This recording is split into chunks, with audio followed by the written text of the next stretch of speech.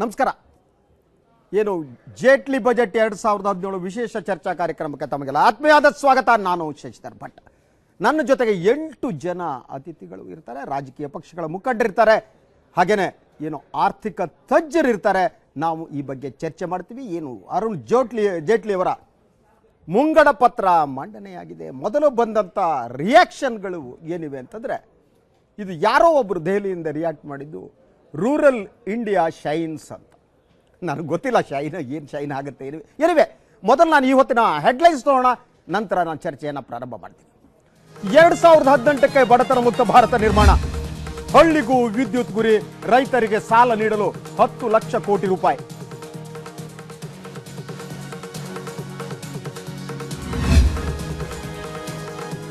ಬಜೆಟ್ನಲ್ಲಿ ಯುವ ಶಕ್ತಿ ಬಲವರ್ಧನೆಗೆ ಕ್ರಮ, ಮೂಲಭೂತ ವ್ಯವಸ್ಥೆಗೆ ಆದ್ಯತೆ, ಎಲ್ಲ ಜಿಲ್ಲಾ ಅಂಚೆ ಕಚೇರಿಗಳಲ್ಲಿ ಪಾಸ್ಪೋರ್ಟ್ ಸೇವೆ.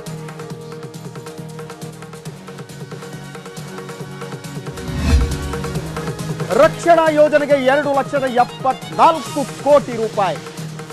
ವಿಜ್ಞಾನ ಕ್ಷೇತ್ರಕ್ಕೆ 37,000 ಕೋಟಿ, ಗರ್ಭಿಣಿಯರಿಗೆ 6,000 ರೂಪಾಯಿ ಸಹಾಯಧನ. ಕರಾವಳಿ ಹೈವೇಗಳ ನಿರ್ಮಾಣಕ್ಕೆ ಕೇಂದ್ರದ ಒತ್ತು, 64,000 ಕೋಟಿ ಅನುದಾನ. ರೈಲ್ವೆ ವೆಬ್ಸೈಟ್ನಲ್ಲಿ ಟಿಕೆಟ್ ಬುಕ್ ಮಾಡಿದರೆ ಸರ್ವಿಸ್ ಚಾರ್ಜ್ ಇಲ್ಲ.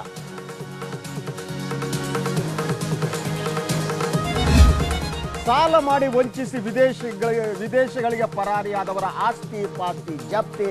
ಬಜೆಟ್ನಲ್ಲಿ ಮಲ್ಯ ಲಲಿತ್ ಮೋದಿಗೆ ಶಾಕ್.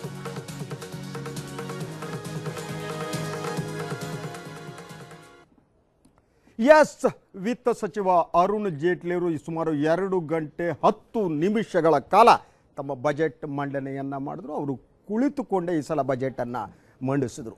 ಸೊ ನಾನು ಹೇಳ್ತಾ ಇದ್ದೆ, ತಮಗೆ ನೆನಪಿರಬಹುದು ವೀಕ್ಷಕರೇ, ಏನು ಅಂತಂದರೆ ರಾಷ್ಟ್ರಪತಿಗಳ ಭಾಷಣ ಏನಿರುತ್ತೆ ಅದು ಸರ್ಕಾರದ ಆಲೋಚನೆ ಆದ್ಯತೆಗಳ ಬಗ್ಗೆ ತಿಳಿಸುತ್ತೆ. ಮೋಸ್ಟ್ ಪ್ರಾಬೆಬಲಿ ಅವರು ಮಂಡಿಸಬಹುದಾದ ಮುಂಗಡ ಪತ್ರದಲ್ಲಿ ಅದೇ ಇರಬಹುದು ಅಂತ ನಾವು ಚರ್ಚೆ ಮಾಡಿದ್ವಿ. ಅದರಂತೆ ಈ ಬಾರಿ ಏನು ರೈತರಿಗೆ, ಕೃಷಿ ಕ್ಷೇತ್ರಕ್ಕೆ ಹೆಚ್ಚಿನ ಒತ್ತು ಕೊಡಬಹುದು ಅನ್ನುವ ಒಂದು ನಿರೀಕ್ಷೆ ಕೂಡ ಇತ್ತು.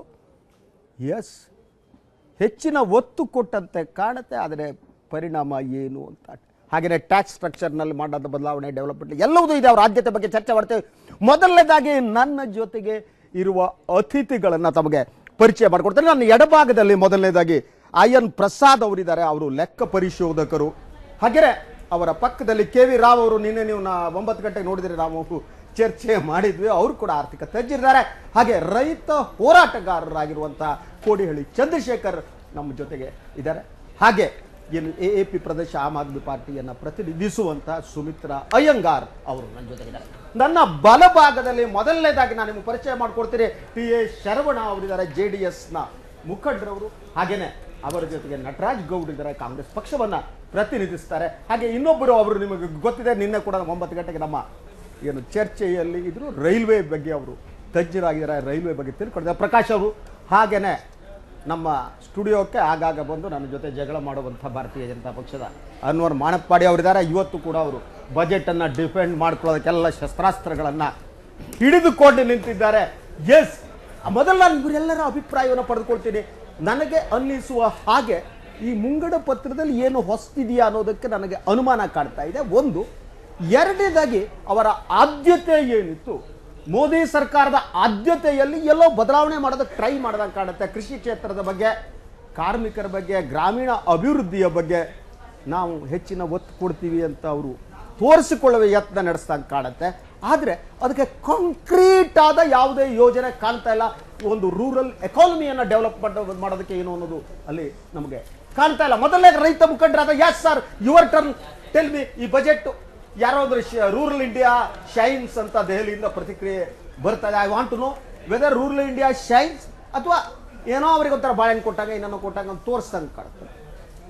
ಏನಿಲ್ಲ, ನನಗೆ ವಿಶೇಷವಾಗಿ ಕಾಣೋದು, ಈ ಬಜೆಟ್ಟು ರೈತರ ಬಗ್ಗೆ ಹೆಚ್ಚು ಮಾತಾಡಿದ್ರು, ಆದರೆ ಕಾಣೋದು ಮಾತ್ರ ತುಟಿಗೆ ತುಪ್ಪ ಹಚ್ಚಿದಂಗೆ ಕಾಣ್ತಾ ಇದೆ. ಯಾಕಂದ್ರೆ ಇದು ತುಟಿಗಲ್ಲ, ಮೂಗಿಗಿರ್ಬೋದು.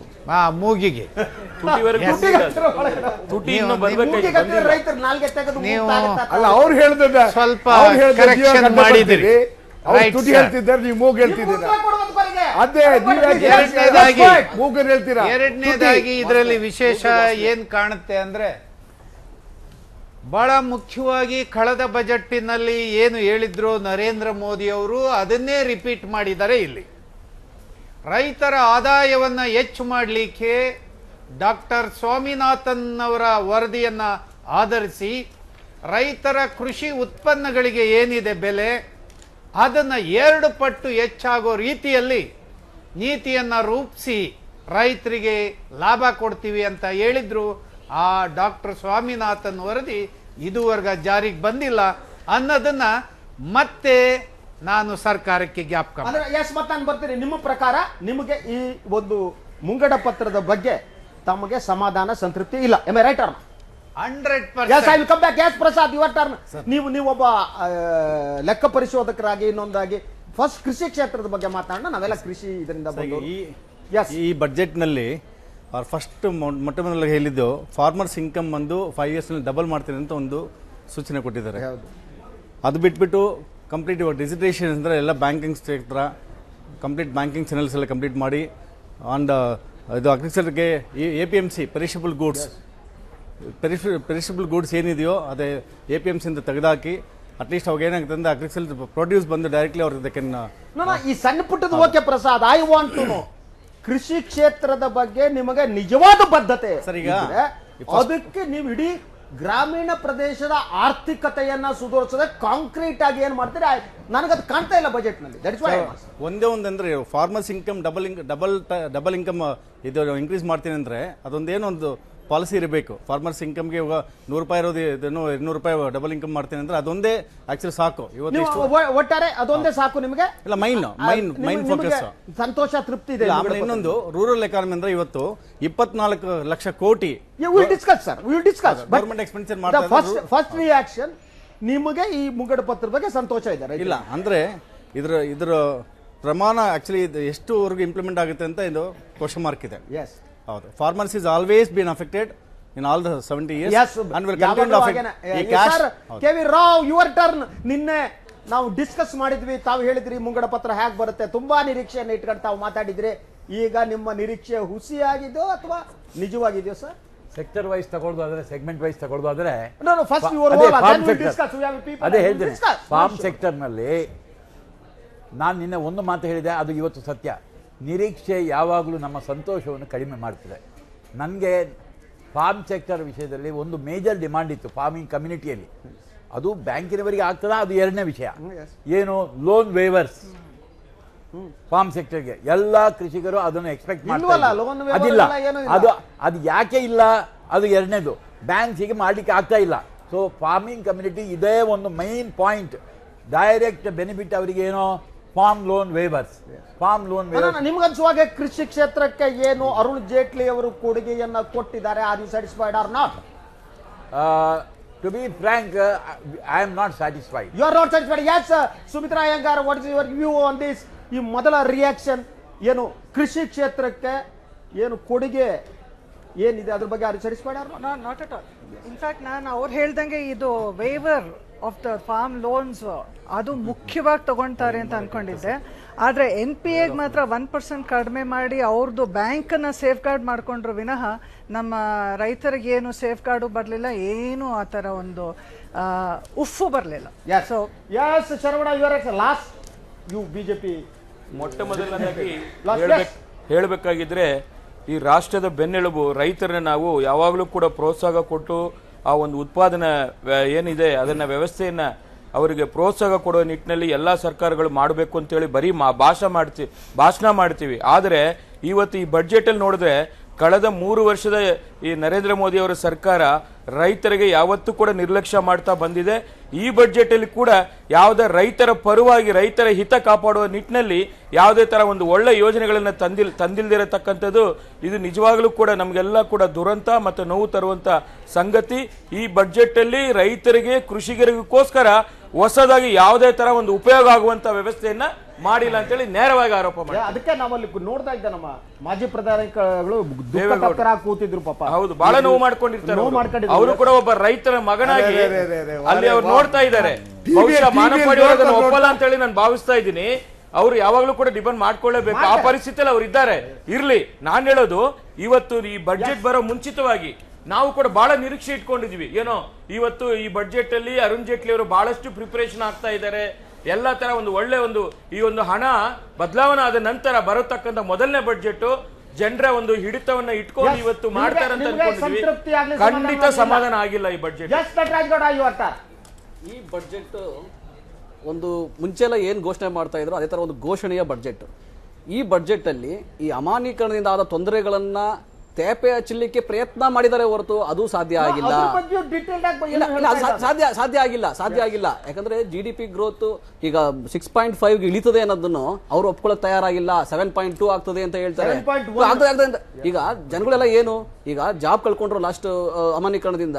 ಜಾಬ್ ಕ್ರಿಯೇಷನ್ಗೆ ಹೆಂಗ್ ಮಾಡ್ತೀವಿ, ಸ್ಟಾರ್ಟ್ಅಪ್ಗೆ ಏನು ನಾವು ಬೆಂಬಲ ಕೊಡ್ತೀವಿ, ಇಂಡಸ್ಟ್ರಿಗೆ ಹೆಂಗೆ ನಾವು ಬೆಂಬಲ ಕೊಡ್ತೀವಿ, ಇನ್ವೆಸ್ಟ್ಮೆಂಟ್ ಹೇಗೆ ಬರ್ತದೆ, ಎಷ್ಟು ನಾವು ಖರ್ಚು ಮಾಡ್ತೀವಿ, ಯಾವುದೂ ಇಲ್ಲ. ಏನಾಗ್ತದೆ ಅಂದ್ರೆ ನೋಡಿ, ರೈತರಿಗೆ ಈಗ ಸಾಲ ಮನ್ನಾಕ್ಕೆ ಕಾಯ್ತಾ ಇದೆ, ಖಂಡಿತ ಅದಿಲ್ಲ. ನರೇಗಾಗೆ 48,000 crores ಖಂಡಿತವಾಗಿ ಸಾಕಾಗಲ್ಲ. ಯಾಕಂದ್ರೆ ಜನವರಿವರೆಗೂ 52,000 crores ಲಾಸ್ಟ್ ಇಯರ್. ಒಂದು ವರ್ಷದಿಂದ 5 to 10% ಇನ್ಕ್ರೀಸ್ ಇದೆ. ಆದ್ರೆ ಈ ಸಮಯದಲ್ಲಿ ಕಡಿಮೆ ಆದ್ರೂ 60% ಇನ್ಕ್ರೀಸ್ಮೆಂಟ್ ಬೇಕಾಗಿತ್ತು ನರೇಗಾಗೆ. ಯಾಕಂದ್ರೆ ಇವತ್ತಿನ ಆಮೇಲೆ ಈ ಬಡ್ಜೆಟ್ಗೆ ಒಂದೇ ಒಂದು ಸ್ಲೋಗನ್ ಹೇಳೋದಾದ್ರೆ ಇದು ಜನಪರ ಬಡ್ಜೆಟ್ ಅಲ್ಲ, ಜನ ವಿರೋಧಿ ಬಡ್ಜೆಟ್ ಅಂತ ಹೇಳ್ಬೋದು. ಎಸ್ ಪ್ರಕಾಶ್, ಒಟ್ಟಾರೆ ಬಜೆಟ್ ಕೃಷಿ ಕ್ಷೇತ್ರವನ್ನ ಹಿನ್ನೆಲೆ ಇಟ್ಕೊಂಡು ನೋಡಿದ್ರೆ ಒಡಿಸ್ತಾ ಸರ್, ನಾನು ನಮ್ಮ ಫಾರ್ಮರ್ಸ್ಗೆ ಅನ್ನದಾತ ಅಂತ ಹೇಳ್ತೀನಿ. ನನಗೆ ಅಷ್ಟು ಈ ವಿಶ್ಲೇಷಣೆ ಮಾಡೋಕ್ಕಾಗ್ತಿಲ್ಲ, ಬಿಕಾಸ್ ನಾನು ರೈಲ್ವೆ ಫ್ರಂಟಿಂದ ಮಾತಾಡೋನು. ಅವರಿಗೆ ಜಾಸ್ತಿ ಸೌಲಭ್ಯ ಕೊಡಬೇಕು ಅಂತ ನಾನು ಕೋರ್ತೀನಿ. ಏನು ಕೊಟ್ಟಿದ್ದಾರೆ, ಇನ್ನು ಮುಂದಿನ ವರ್ಷ ಇನ್ನೂ ಜಾಸ್ತಿ ಕೊಡಲಿ ಅಂತ ಆಶಿಸ್ತೀನಿ.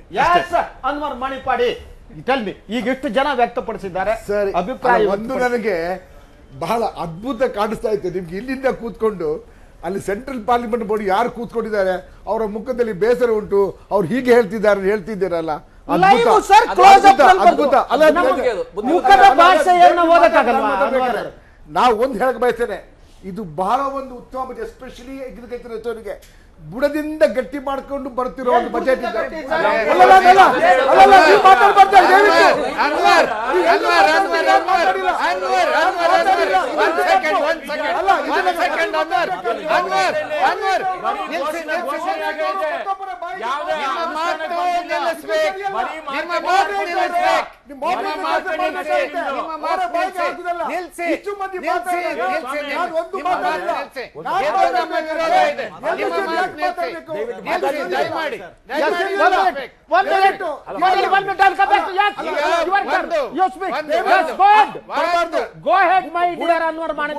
ಬುಡದಿಂದ ಗಟ್ಟಿ ಮಾಡ್ಕೊಂಡು ಬರೋದು ಅಗ್ರಿಕಲ್ಚರ್ ಅವರಿಗೆ ಏನ್ ಮಾಡ್ಬೇಕೋ ಅದು ಬುಡದಿಂದ ಗಟ್ಟಿ ಮಾಡ್ಕೊಂಡು ಬರಬೇಕಾದ ಒಂದು ಉತ್ತಮವಾದ ಬಜೆಟ್.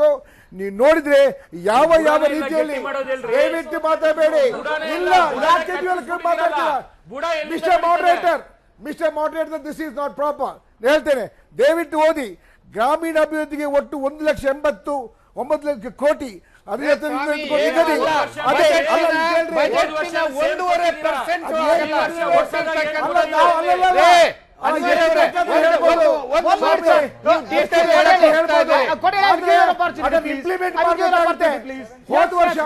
ಹೋದ ವರ್ಷ ಏನು ಹೇಳಿದಾರೋ ಅದನ್ನು ಇಂಪ್ಲಿಮೆಂಟ್ ಮಾಡಿದ್ದಾರೆ.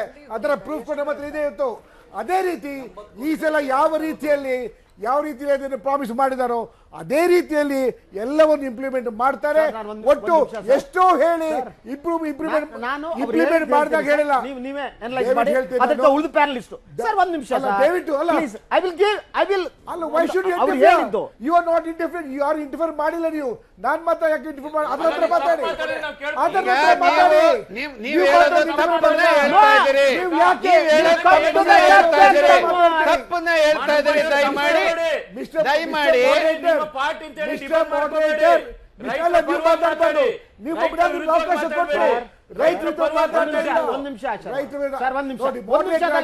Moderate ಆಗಿ ಯಾರು ಮಾತಾಡಿಲ್ಲ ಅದನ್ನ ಹೇಳ್ತೀನಿ. ನೀವ್ ಯಾಕೆ ಇಂಟರ್ಫಿಯರ್ ಆಗ್ತೀರಿ?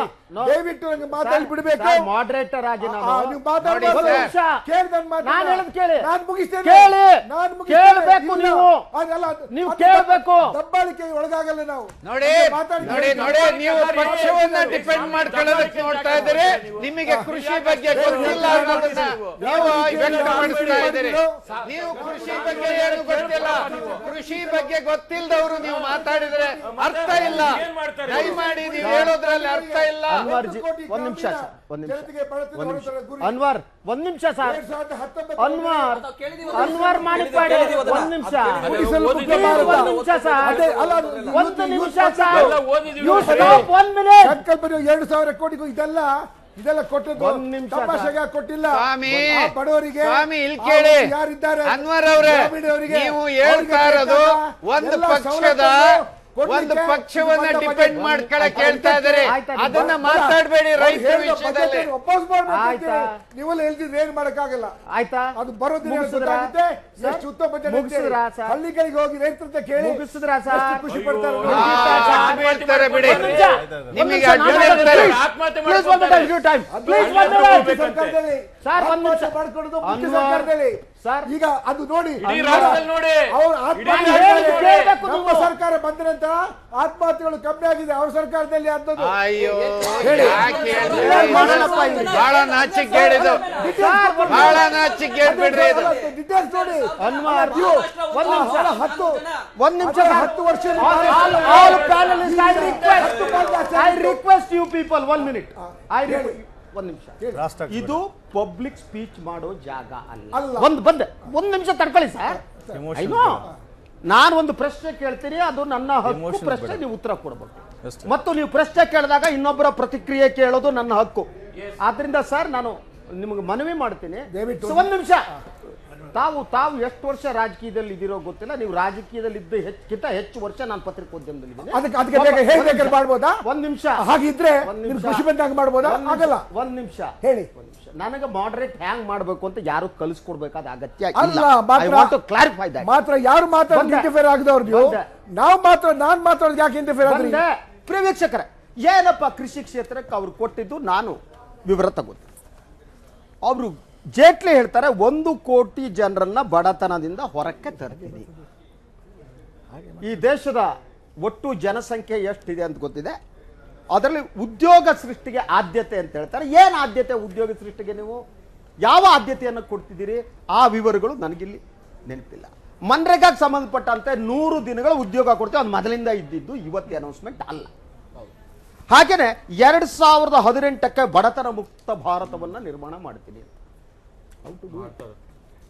ಇದು ಪ್ರಶ್ನೆ. ನಿಮ್ಮ ಹತ್ರ ಇರುವ ಕಾರ್ಯಸೂಚಿ ಏನು? 2018ಕ್ಕೆ ನೀವು ಬಡತನ ನಿರ್ಮೂಲನೆ ಮಾಡೋದಿದ್ರೆ ಯಾವ ಕಾರ್ಯಸೂಚಿಯನ್ನು ಇಟ್ಕೊಡಿದ್ರಿ? ಯಾವ ಯೋಜನೆಗಳಿವೆ? ಬಟ್ ಇಲ್ಲಿ ನೀವು ಗಮನಿಸಿದ ಯೋಜನೆಗಳನ್ನು ನೋಡಿದ್ರೆ ಈ ಬಹುತೇಕ ಯೋಜನೆಗಳು ಹೊಸತಲ್ಲ, ಹಳೆ ಯೋಜನೆಗಳನ್ನ ಕಂಟಿನ್ಯೂ ಆಗಿದೆ. ಅದನ್ನು ಅನೌನ್ಸ್ ಮಾಡಿದ್ದಾರೆ, ಕೊಟ್ಟಿದ್ದಾರೆ. ಹೊಸ ಕನಸುಗಳು ಕಾಣ್ತಾ ಇಲ್ಲ ಒಬ್ಬ ಫೈನಾನ್ಸ್ ಮಿನಿಸ್ಟ್ರಿಗೆ. What I believe, any government for that matter. ನಾನು 20 ವರ್ಷಗಳ ನಂತರ ಈ ದೇಶ ಹೇಗಿರುತ್ತೆ, ಏನಾಗಬೇಕು, ಯಾವ ಕನಸುಗಳನ್ನು ಕಾಣಬೇಕು, ಇಲ್ಲಿ ಆ ರೀತಿಯ ಯಾವುದೇ ಕನಸುಗಳು ನನಗೆ ಈ ಬಜೆಟ್ನಲ್ಲಿ ಕಾಣ್ತಾ ಇಲ್ಲ. It looks like a statistical jugglery. Because you are a biased man. You are very very biased. Yes. ನಾನು ಇಲ್ಲಿ ಕೃಷಿಗೆ ಸಂಬಂಧಪಟ್ಟಂತ ವಿಷಯವನ್ನ ಸಂಪೂರ್ಣವಾಗಿ ವ್ಯಕ್ತಪಡಿಸಲಿಕ್ಕೆ ಅವಕಾಶ ಕೊಟ್ಬಿಡಿ ದಯಮಾಡಿ. ಇಲ್ಲಿ ರೈತರ ಆದಾಯವನ್ನ ಹೆಚ್ಚು ಮಾಡಲಿಕ್ಕೆ ನರೇಂದ್ರ ಮೋದಿಯವರು ಚುನಾವಣಾ ಪೂರ್ವದಲ್ಲಿ ಪ್ರಣಾಳಿಕೆಯಲ್ಲಿ ಘೋಷಣೆ ಮಾಡಿದಂತ ಅಂಶ ಇನ್ನೂ ಜಾರಿಗೆ ಬಂದಿಲ್ಲ. ಮತ್ತೆ 2ನೇ ಬಜೆಟ್ನಲ್ಲಿ ಅದನ್ನ ಮತ್ತೆ ಮೆಲುಕಾಕುವಂಥದ್ದು ತಪ್ಪಾಗುತ್ತೆ ಅನ್ನೋದನ್ನ ಹೇಳ್ತಾ, 2ನೇದಾಗಿ ಸರ್ಕಾರ ಏನು ರೈತರ 2 ತಿಂಗಳ ಬಡ್ಡಿ ಮನ್ನಾ ಮಾಡಿದ್ದನ್ನ ನಾನು ವಿರೋಧ ಮಾಡ್ತೇನೆ. ಇದು ರೈತರನ್ನ ಅಪಹಾಸ್ಯ ಮಾಡ್ದಂಗೆ. 3ನೇದಾಗಿ ಫಸಲು ಭೀಮಾವನ್ನ ಮತ್ತೆ ಅವರು ತಿರ್ಗಾ ಮುರ್ಗಾ ಅದೇ ಬಜೆಟ್ ಅಲ್ಲಿ ಮತ್ತೆ ಈ ವರ್ಷ ಹೇಳೋದಿದೆಯಲ್ಲ, ಇದನ್ನ ನಾನು ವಿರೋಧ ಮಾಡ್ತೇನೆ. ಒಂದು ಫಸಲು ಭೀಮಾ ಎಷ್ಟರ ಮಟ್ಟಿಗೆ ರೈತರಿಗೆ ಅನುಕೂಲ ಮಾಡಿದೆ? Big question. ಅದನ್ನ ಹೇಳ್ತಾ ಇದೀನಿ. ಫಸಲ್ ಬಿಮಾ ಒಬ್ಬ ರೈತನಿಗೆ ಇಡೀ ದೇಶದಲ್ಲಿ ಸಿಕ್ಕಿಲ್ಲ. ಘೋಷಣೆ ಮಾಡಿ ಬಹಳ ದಿನ ಆಯ್ತು, ಇದು ಜಾರಿಗೆ ಬಂದಿಲ್ಲ ಅನ್ನೋದನ್ನ ಮತ್ತೆ ಈ ಬಜೆಟ್ ಅಲ್ಲಿ ಹೇಳಿದ್ದು ನಮ್ಮ ದುರಂತ. ಮತ್ತೆ APMCಗಳಲ್ಲಿ ರೈತರಿಗೆ ಈ ಟ್ರೇಡಿಂಗ್ ಮಾಡೋದ್ರ ಮೂಲಕ ಏನು 500 ಮಾರುಕಟ್ಟೆಗಳನ್ನು ಏಕಕಾಲದಲ್ಲಿ ಪ್ರಾರಂಭ ಮಾಡ್ತೀವಿ ಅಂತ ಹೇಳಿ ಏನು ಸಿದ್ದರಾಮಯ್ಯನವರ ಬಹಳ ದೊಡ್ಡ ಸಾಧನೆ ಅಂತ ಹೇಳಿ ಏನು ಪ್ರಾರಂಭ ಮಾಡಿದ್ರು ನರೇಂದ್ರ ಮೋದಿ ಅವರು ಕಳೆದ ಬಜೆಟ್ ಅಲ್ಲಿ, ಮತ್ತೆ ಈ ವರ್ಷ ಅದನ್ನೇ ಮತ್ತೆ ಹೇಳೋದಿದೆಯಲ್ಲ, ಇದರಿಂದ ಯಾವ ಈ ವಿಚಾರಗಳ ಬಗ್ಗೆ ಚರ್ಚೆ ನಡೆಸ್ಬಿಟ್ಟು ನಾವು ಮುಂದಿರೋ ಸಬ್ಜೆಕ್ಟ್ ನೀವು ಏನು ವ್ಯಕ್ತಪಡಿಸಿದಿರಿ 3-4 ಪಾಯಿಂಟ್, ಅದ್ರ ಬಗ್ಗೆನೂ ಸನ್ಮಾನ್ಯ ಗೌರವಾನ್ವಿತ ಅನ್ವರ್ ಮಾಣಪ್ಪಾಡಿ ಅವರ ರಿಯಾಕ್ಷನ್ ಕೇಳ್ತಾರೆ. ಅದಕ್ಕೂ ಮೊದಲು ಉಳಿದವ್ರ ರಿಯಾಕ್ಷನ್ ಅನ್ನ ಕೇಳ್ಬಿಟ್ಟು ನಿಮ್ಮ ಹತ್ರ ಬರ್ತೀನಿ. ನೀವು ಮಾತಾಡ್ತಾ ಇರ್ಬೋದು, ಮಧ್ಯ ನಾನು ಇಂಟರ್ಫಿಯರ್ ಮಾಡೋದು. That is my assurance to you. Yes Sumitra Iyengar ಅವರೇ, ಇಡೀ ಕೃಷಿ ಕ್ಷೇತ್ರಕ್ಕೆ ಸಂಬಂಧಪಟ್ಟ ಹಾಗೆ ಈ ಯೋಜನೆಗಳು ಏನಿವೆ, ಈ ಬಹುತೇಕ ಯೋಜನೆಗಳು ಹಳೆ ಯೋಜನೆ, ಹೊಸ ಯೋಜನೆಗಳು ಅಂತ ಕಾಣ್ತಲ್ಲ. ಇನ್ನೊಂದು ನನಗನ್ನಿಸುವ ಹಾಗೆ ಕನಸುಗಳಿಲ್ಲ. ಯಾವನಿಗೆ ಕನಸುಗಳಿಲ್ವೋ ಆತ ಏನನ್ನೂ ಸಾಧಿಸಲಾರ. ನನಗೆ ತುಂಬಾ ಡ್ರೈ ಆಗಿ ನಾನು ಹೇಳಿದಾಗೆ ಸ್ಟ್ಯಾಟಿಸ್ಟಿಕಲ್ ಜಗಳರಿ. ಇಲ್ಲ, ಖಂಡಿತವಾಗ್ಲು ಇವಾಗ ನೀವು ಕೃಷಿನಲ್ಲಿ ನೋಡ್ಕೊಂಡ್ರೆ food processing, supply chain management, ಈ ರೈತರಿಗೆ ಸಾಕಷ್ಟು ಅವರು ಕೊಡಬೇಕಾಗಿರೋ ಬೆಂಬಲಗಳು ಏನು ಬಂದಿಲ್ಲ. ಇದರಲ್ಲಿ ನೀವು ಫುಡ್ ಪ್ರೊಸೆಸಿಂಗ್ ಆಗಲಿ, ವೇರ್ ಹೌಸಿಂಗ್ ಆಗಲಿ, ಯಾವ್ಯಾವ ಥರ ಕೃಷಿಯವರಿಗೆ ನೀವು ಸಪೋರ್ಟ್ ಕೊಡಬಹುದು, ಹೇಗೆ ಸಹಾಯ ಇವಾಗ ಅಷ್ಟೊಂದು ಅವರು ಭತ್ತ ಅದೆಲ್ಲ ಬೆಳೀತಾರೆ, ಎಷ್ಟು ಹಾಳಾಗತ್ತೆ, ಅದನ್ನ ಹೇಗೆ ಪ್ರೊಟೆಕ್ಟ್ ಮಾಡೋದು, ಅದಕ್ಕೆ ಅವರು ಇನ್ಫ್ರಾಸ್ಟ್ರಕ್ಚರ್ ಬಗ್ಗೆ ಮಾತಾಡ್ಬೋದಾಗಿತ್ತಲ್ಲ. ಈಗ ಇವ್ರು ಒಂದಷ್ಟು ರೂರಲ್ ಇನ್ಫ್ರಾಸ್ಟ್ರಕ್ಚರ್ ಬಗ್ಗೆ ಮಾತಾಡೇ ಇಲ್ಲ ಫಾರ್ ಫಾರ್ಮರ್ಸ್. ಅಂಡ್ ಸಾಕಷ್ಟು ಮಾಡೋದಿದೆ. ಕೋಲ್ಡ್ ಸ್ಟೋರೇಜ್ ಇರ್ಬೋದು, ವೇರ್ ಹೌಸಿಂಗ್ ಇರ್ಬೋದು, ಟ್ರಾನ್ಸ್ಪೋರ್ಟೇಷನ್ ಇರ್ಬೋದು, ನಮ್ಮ ಕೃಷಿಯವರಿಗೆ ಡೈರೆಕ್ಟ್ ಆಗಿ ಇಂಪಾರ್ಟೆಂಟ್ ಪಾಯಿಂಟ್. ರಾವ್ ಸರ್, ನಾನು ಕೃಷಿ ಬಗ್ಗೆ ಆಲ್ರೆಡಿ ಹೇಳಿದ್ದೇನೆ. ಇನ್ನೇನು ಅಡಿಷನಲ್ ಪಾಯಿಂಟ್ಸ್ ಇದೆ ಸರ್. ಈಗ ಇದರಲ್ಲಿ ಬಜೆಟ್ ನಲ್ಲಿ ನೋಡಿದ್ರೆ agriculture credit fixed 10 lakh crores ಇದರಲ್ಲಿ ಅನೌನ್ಸ್ ಮಾಡಿದ್ದಾರೆ. 10 ಲಕ್ಷ ಕೋಟಿ ಅವರಿಗೆ ಒಂದು ಕ್ರೆಡಿಟ್ ಫೆಸಿಲಿಟಿ ಬರ್ತದೆ ಅಂತ ಹೇಳಿದ್ದಾರೆ. ಇನ್ನೊಂದು ಇದು ಇನ್ಕ್ಲೂಸಿವ್ ಆಫ್ ಇದೇನೋ ರೂರಲ್ ಅನ್ನೋದು ಇವತ್ತೇ ಇಲ್ಲ, 60 ವರ್ಷದಿಂದ ನಾವು ನೋಡ್ತಾ ಇದ್ದೀವಿ. ಪ್ರತಿಯೊಂದು ಬಜೆಟ್ನಲ್ಲಿ ಪ್ರತಿಯೊಂದು ಫೈನಾನ್ಸ್ ಮಿನಿಸ್ಟರ್ ಮಾಡೋದು ಇನ್ಕ್ಲೂಸಿವ್ ಗ್ರೋತ್ ಅಂತ. ಅದು ಎಷ್ಟುವರೆಗೂ ನಮ್ಮ ಫಾರ್ಮರ್ಸ್ಗಾಗಲಿ ರೂರಲ್ ಎಕಾನಮಿಗಾಗಲಿ ಡೆವಲಪ್ ಆಗಿತ್ತಲ್ಲ. ಇಲ್ಲಿ ಒಂದು 100% rural electrification, that enhancing the standard of living ಮಾಡ್ತಾ ಇದ್ದಾರೆ. 100% ರೂರಲ್ ಎಲೆಕ್ಟ್ರಿಫಿಕೇಶನ್ ಮಾಡ್ತಾ ಇದ್ದಾರೆ. 1 crore house living from ordinary house ಇದು ಮಾಡ್ತಂದ್ರೆ ಇವತ್ತು ಫಾರ್ಮರ್ಸ್ ಅಂದ್ರೆ ಫಾರ್ಮರ್ಸ್ ಎಲ್ಲಿದ್ದಾರೆ ಕಂಪ್ಲೀಟ್ ಎಲ್ಲ ರೂರಲ್ ಎಕಾನಮಿ ಅಂತ. ಈ ಇನ್ಫ್ರಾಸ್ಟ್ರಕ್ಚರ್ ತಗೋಬೇಕು. ಇನ್ಫ್ರಾಸ್ಟ್ರಕ್ಚರ್ ತಗೊಂಡು ಕಂಪ್ಲೀಟ್ ಮಾಡಿ ಅವ್ರಿಗೆ rural infrastructure development including housing sir. ಇವತ್ತು ಅದ್ರ ಬಗ್ಗೆ ನಿಮಗೆ ಬಜೆಟ್ ನಲ್ಲಿ ಸ್ಯಾಟಿಸ್ಫ್ಯಾಕ್ಟರಿ ಆದ ಅಂಶಗಳಿದೆ. ತುಂಬಾ ಕಷ್ಟ ಇದನ್ನು ಆಗಿರೋದೇನೆಂದ್ರೆ ಡಿಮಾನಿಟೈಸೇಷನ್ ಆದ್ಮೇಲೆ ಈ ಫಾರ್ಮರ್ಸ್ ಆಗಲಿ ಅನ್ಎಜುಕೇಟೆಡ್ ಪಾಪ ಇವನ್ ಕಂಪ್ಲೀಟ್ ಎಲ್ಲ ಡೇ ಟು ಡೇ ಲಿವಿಂಗ್ ತುಂಬಾ ಅಫೆಕ್ಟ್ ಆಗಿದೆ. ಅವ್ರು ಏನ್ ಹೇಳ್ತಾರೆ, temporary pain long term gain ಅಂತ ಹೇಳ್ತಾರೆ. ಸೊ ಇದೆಲ್ಲ ಇಂಪ್ಲಿಮೆಂಟೇಷನ್ ನಲ್ಲಿ ನೋಡಬೇಕು. Yes Saravana, your turn. I want to know sir. Saravana ಅವರೇ, ಒಟ್ಟಾರೆಯಾಗಿ ನಾವು ಗಮನಿಸಿದ ಹಾಗೆ ಒಂದು ಹಳೆಯ ಕೆಲವು ಯೋಜನೆಗಳನ್ನು ಮುಂದುವರಿಸಲಾಗಿದೆ. ಸೊ ಅದರ ಜೊತೆಗೆ ಹೊಸದು ಯಾವುದು ಕಾಣ್ತಾ ಇಲ್ಲ ನಮಗೆ. ನೀವು ಬಡತನ ನಿರ್ಮೂಲನೆ ಬಗ್ಗೆ ಮಾತನಾಡ್ತಾರೆ, ಅವರು ಮಹಿಳೆ ಬಗ್ಗೆ ಮಾತನಾಡ್ತಾರೆ, ಆದ್ರೆ ಕಾಂಕ್ರೀಟ್ ಆಗಿ ಒಂದು ಯೋಜನೆಗಳು ಕಾಣ್ತಾ ಇಲ್ಲ. ಗರ್ಭಿಣಿಗೆ 6,000 ರೂಪಾಯಿ ಇತ್ತಲ್ಲ, ಅದು ಹಿಂದಿನ ಯೋಜನೆನೇ. ಮತ್ತೊಮ್ಮೆ ಅದನ್ನೇ ಹೇಳ್ತಾರೆ. ಇದೆಲ್ಲಿ ಏನಾಗಿದೆ ಅಂದ್ರೆ, ಇವ್ರು ಬಂದು 4ನೇ ಬಡ್ಜೆಟ್ ಏನ್ ಮಂಡನೆ ಮಾಡ್ತಾ ಇದ್ದಾರೆ, ಹಳೆ ತಾಳ ಹಳೆ ಹಾಡು ಹೊಸ ರಾಗ, ಇದು ಅಷ್ಟೇ. ಟೋಟಲ್ ಆಗಿ ಹೇಳ್ಬೇಕಾಗಿದ್ರೆ ರೈತರಿಗೆ ಬಡತನವನ್ನ ನಿರ್ಮೂಲನೆ ಮಾಡ್ತೀನಿ, ಹಳೆ ಬಾಟ್ಲು ಹೊಸ ಬಡತನವನ್ನ ನಿರ್ಮೂಲನೆ ಮಧ್ಯ ಅಲ್ಲ, ನಿಮ್ಗೆ ಗೊತ್ತಿಲ್ಲ. ಹೌದು, ನನಗೆ ಮಣಿಪಾಡಿ ಅದಕ್ಕೆ ಅವ್ರು ಅಷ್ಟೊಂದು ಜೋರ್ ಮಾಡ್ತಾ ಇರೋದು. ಅವರು ಬಾಟ್ಲ್ ಬಗ್ಗೆ ಅವ್ರು ತುಂಬಾ ಚೆನ್ನಾಗಿ ಗೊತ್ತಿದೆ. ನಾನು ಒಂದೇ ಒಂದು ಹೇಳ್ಬಿಡ್ತೀನಿ, ಬಡತನ ಆಮೇಲೆ ಮಾತಾಡೋಣ, ನಾವು ಆಮೇಲೆ ಮಾತಾಡೋಣ. ಈಗ ಇಲ್ಲ, ಅವ್ರು ಬೇಡ ಬಿಡಿ. ಯಾಕೋ ಇವತ್ತು ಅವ್ರು ಸ್ವಲ್ಪ ಇರ್ಲಿ ಬಡತನ ನಿರ್ಮೂಲನೆ ಮಾಡ್ತೀನಿ ಒಂದು ಗುರಿ ಇದೆ ಅಂತ ಹೇಳ್ತಾರೆ. ಅದಕ್ಕಾದಂತ ಒಂದು ಕಾಂಕ್ರೀಟ್ ನ ಯಾವ್ದು ಕೂಡ ಅವರು ರೈತರಿಗೋಸ್ಕರ ಮಾಡಿಲ್ಲ. ಇಲ್ಲಿ ಹೇಳ್ತಾರೆ, ರೈತರಿಗೆ 10 ಲಕ್ಷ ಕೋಟಿ ರೂಪಾಯಿ ಸಾಲ ಸೌಲಭ್ಯ ಗುರಿ ಹೊಂದಲಾಗಿದೆ ಅಂತಾರೆ. ಸಾಲ ಕೊಡೋದು ಯಾವ ತರ ಕೊಡ್ತಾರೆ ಅದು ಒಂದು. ಈಗ ಸಾಲ ಮಾಡಿರ್ತಾರಲ್ಲ, ಅದ್ರ ಜೊತೆಗೆ ಸಾಲ ಮನ್ನಾ ಮಾಡೋದ್ರ ಬಗ್ಗೆ ಎಲ್ಲಿ ಕೂಡ ಪ್ರಸ್ತಾಪ ಮಾಡಿಲ್ಲ. ಕೋಆಪರೇಟಿವ್ ಇನ್ಸ್ಟಿಟ್ಯೂಷನ್ ಸಾಯ್ತಾ ಇವೆ after demonetisation. Yes. Whole cooperative ಇದೇನು ಸ್ಟ್ರಕ್ಚರ್ ಇದೆ, ಇಟ್ ಇಸ್ ಕೊಲಾಪ್ಸಿಂಗ್. ಅತಂತ್ರದಲ್ಲಿ ಇದೆ ಅದು. ಹಾ. ಅದ್ರ ಬಗ್ಗೆ ಈಗ ನಾನು ಹೇಳೋದು ಇಷ್ಟೇ, ರೈತರು Yes. ಇಡೀ ರಾಷ್ಟ್ರದಲ್ಲಿ ಆತ್ಮಹತ್ಯೆ ಮಾಡ್ಕೊಂತ ಇದ್ದಾರೆ. ಅವರ ಆತ್ಮಹತ್ಯೆಯನ್ನ ನಿಲ್ಲಿಸಿ ಆತ್ಮವಿಶ್ವಾಸವನ್ನ ಹೆಚ್ಚಿಸುವ ಸಲುವಾಗಿ Yes, sir. ಯಾವುದೇ ಯೋಜನೆ ಮಾಡಿಲ್ಲ. Okay, okay. ಈಗ ಕೃಷಿ ಬೆಳವಣಿಗೆ 4.1 ಹೆಚ್ಚಿಗೆ ಆಗ್ತದೆ ಅಂತ ಹೇಳಿದ್ದಾರೆ. ಅದು ಜೇಟ್ಲಿಯಿಂದ ಅಲ್ಲ, ಅದು ಮಾನ್ಸೂನಿಂದ. ಯಾಕಂದ್ರೆ ಸತತ 3 ವರ್ಷಗಳ ಬರಗಾಲದ ನಂತರ ಇವಾಗ ಮಾನ್ಸೂನ್ ಚೆನ್ನಾಗಿದೆ. ಈ ವರ್ಷ ಕೃಷಿಲಿ ಒಳ್ಳೆ ಬೆಳೆ ಬರಬಹುದು, ಆದ್ರೆ ಡಿಮ್ಯಾಂಡ್ ಇಲ್ಲ. ಕೃಷಿಯಿಂದ ಏನು ಉತ್ಪನ್ನಗಳು ಬರ್ತದೆ ಅದಕ್ಕೆ ಡಿಮ್ಯಾಂಡ್ ಇಲ್ಲ, ಯಾಕಂದ್ರೆ ಜನಗಳ ಹತ್ರ ಕಾಸು ದುಡ್ಡಿಲ್ಲ. ಇವರು ಜನಗಳಿಗೆ ದುಡ್ಡನ್ನು ಕೊಟ್ಟು ಡಿಮ್ಯಾಂಡ್ GDP ಹೆಂಗ್ ಗೊತ್ತಾಗುತ್ತೆ? ರೂರಲ್ ಎಕಾನಮಿ ಕೊಲ್ಯಾಪ್ಸ್ ಆಗ್ತಾ ಇರೋದ್ರಿಂದ ಹಳ್ಳಿಗಳಿಂದ ನಗರ ಪ್ರದೇಶದ ವಲಸೆ ಪ್ರಮಾಣ ಜಾಸ್ತಿ ಆಗ್ತಾ ಇದೆ. ಯಾರು ಗ್ರಾಮಾಂತರ ಪ್ರದೇಶದಲ್ಲಿ ಯಾರು ಉಳ್ಕೊಳಕ್ ರೆಡಿ ಇಲ್ಲ. ಇಲ್ಲ, ಅದು ಒಂದು ನವೆಂಬರ್ 8ಕ್ಕೆ ಮುಂಚೆ ಆ ವಿಷಯ. ಈಗ ನವೆಂಬರ್ 8 ಆದ್ಮೇಲೆ ಏನಾಗಿದೆ ಗೊತ್ತಾ? ಅಸಂಘಟಿತ ಕಾರ್ಮಿಕರು, ಕೂಲಿಗಾರರು, ದಿನಗೂಲಿಯವರು, ಎಲ್ಲಾ ಕಾರ್ಮಿಕರು ಅಲ್ಲಿ ಕೂಲಿ ಸಿಗ್ತಾ ಇಲ್ಲ ಅಂತ ಹೇಳಿ ಮತ್ತೆ ವಾಪಸ್ ಅಲ್ಲಿಗೆ ಹೋಗ್ತಾ ಇದ್ದಾರೆ. ಅಲ್ಲೂ ಇಲ್ಲ, ಇಲ್ಲೂ ಇಲ್ಲ. ಅವ್ರ ಪರಿಸ್ಥಿತಿ ಹೆಂಗಾಗಿದೆ ಅಂದ್ರೆ ಅಲ್ಲೂ ಇಲ್ಲ, ಇಲ್ಲೂ ಇಲ್ಲ. 1 ಕೋಟಿ ಜನನ ನಾವು ಬಡತನದಿಂದ ಮೇಲೆ ತರ್ತೀವಿ, ಹಳ್ಳಿಗಳನ್ನ ಗುಡಿಸಲು ಮುಕ್ತ ಮಾಡ್ತೀವಿ ಅಂದ್ರೆ 1 ಕೋಟಿ ಜನ ಬಡತನದಿಂದ ಮೇಲೆ ತನ್ನಿ. ಆದ್ರೆ ನೀವು ಕೊನೆಯ 2 ತಿಂಗಳಲ್ಲಿ ಸುಮಾರು 5 ರಿಂದ 10 ಕೋಟಿ ಜನಗಳನ್ನ ಬಡತನಕ್ಕೆ ತಳ್ಳಿದಿರ. ಮತ್ತೆ ಸರ್, ಅನ್ವರ್ ಮಾಣಿಪ್ಪಾಡಿ ಅವರು ತಮಗೆ ಉತ್ತರ ಕೊಡಕ್ಕೆ ಎಷ್ಟು ನಿಮಿಷ ಬೇಕು ಅಂತೇಳಿ ನಾನು ಆಲ್ ಪ್ಯಾನಲಿಸ್ಟ್ ಹತ್ರ ರಿಕ್ವೆಸ್ಟ್ ಮಾಡ್ತೀನಿ. ಅನ್ವರ್ ಮಾಣಿಪ್ಪಾಡಿ ಅವರು ಮಾತನಾಡುವಾಗ ದಯವಿಟ್ಟು ಯಾರು ಮಧ್ಯ ಪ್ರವೇಶ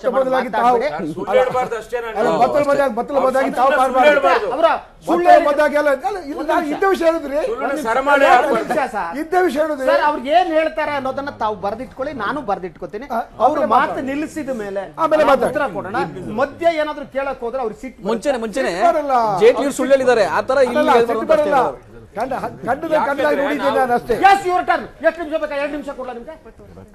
ಅವ್ರಿಗೆ ಎಷ್ಟು ಕೊಟ್ಟಿದ್ರು ಅಷ್ಟು ಕೊಡ್ಬೇಕು. 2 minutes. ಅವ್ರಿಗೆ ಬೇಕಷ್ಟು ಅವರಿಗೆಲ್ಲ ಬೇಕಷ್ಟು ಹೇಗೆ ನೀವು ನೋಡಿ ಶುರು ಹಚ್ಕೊಂಡ್ರೆ ಹಿಂಗ್ ಮಾಡಿದ್ರೆ ಕನಸುಗಳನ್ನು ತೋರಿಸಿ ನಿರಾಶೆ ಮಾಡುವವರು ನಾವಲ್ಲ. ಒಂದು ನೀವು ಹೇಳ್ತೀರಾ ಗ್ರಾಮೀಣ ಅಭಿವೃದ್ಧಿಗೆ ಎಂತ ಕೊಟ್ಟಿದ್ದೀರಿ ಅಂತ ಹೇಳಿ 1,87,230 ಕೋಟಿ ಗ್ರಾಮೀಣ ಕುಟುಂಬ ಆದಾಯ ಸಿಗಲು ಮಾಡಿದ್ದಾರೆ. ಅದೇ ಇನ್ಫ್ರಾಸ್ಟ್ರಕ್ಚರ್ ಹೇಳಿದಾಗ ಗ್ರಾಮೀಣದಲ್ಲಿ ಬೇಕಾದ ಕೆರೆಗಳು, 10 ಲಕ್ಷ ಕೆರೆಗಳ ನಿರ್ಮಾಣ, ಹಳ್ಳಿಗಳಿಗೆ ಶುದ್ಧ ಕುಡಿಯುವ ನೀರು, ಗ್ರಾಮೀಣದಲ್ಲಿ 1,83,000 ಕೋಟಿ ಮೀಸಲು. ಇದು ಇನ್ಫ್ರಾಸ್ಟ್ರಕ್ಚರ್ ಡೆವಲಪ್ಮೆಂಟ್ಗೆ ಮಾಡ್ತಿರೋದು. ಸಂಕಲ್ಪ ಯೋಜನೆಗಾಗಿ ಸಂಕಲ್ಪ ಯೋಜನೆಗೆ 2,000 ಕೋಟಿ ಘೋಷ ಆಗಿದೆ. ಅದು ಅಲ್ಲದೆ ಗುಡಿಸಲು ಮುಕ್ತ ಹಳ್ಳಿಗೋಸ್ಕರ 1 ಕೋಟಿ ಗ್ರಾಮೀಣ ಜನತೆಯನ್ನು ಬಡತನದಿಂದ ಹೊರತರೋ ಗುರಿ 2019 ಮಾಡ್ತಿದ್ದೀವಿ. ಅದು ಗುಡಿತು. ನಾವು ಹೇಳಿದ್ರು ಇದೆಲ್ಲ ಕೊಟ್ಟದ್ದು ಯಾಕೆಂತ ಹೇಳಿದ್ರೆ ಇದು ಇನ್ಫ್ರಾಸ್ಟ್ರಕ್ಚರ್ ಡೆವಲಪ್ಮೆಂಟ್ ಹಳ್ಳಿಗಳಲ್ಲಿ ಮತ್ತು ಯಾವ ಕಷ್ಟದಲ್ಲಿದ್ದವರು ನಮ್ಮ ಅಗ್ರಿಕಲ್ಚರಿಸ್ಟು ಅವ್ರಿಗೆ ಕೂಡ ಸಹಾಯ ಮಾಡಲಿಕ್ಕೆ ಎಲ್ಲ ಮಾಡ್ತಿರೋದು ಒಂದು. ಮತ್ತು ನಾವು ಯಾವುದನ್ನು ಹೇಳಿದೆವೋ ಅದನ್ನು ಮಾಡಿ ತೋರಿಸಿದ್ದೇವೆ. ಕಳೆದ ಬಜೆಟ್ ನಾವು ಏನೇನು ಹೇಳಿದೆವೋ ಅದನ್ನೆಲ್ಲ ನಾವು ಮಾಡ್ಕೊಂಡು ಬಂದಿದ್ದೀವಿ. ನಾವು ಪ್ರೂಫ್ ಕೂಡ ನಮ್ಮ ಹತ್ರ ಇದೆ.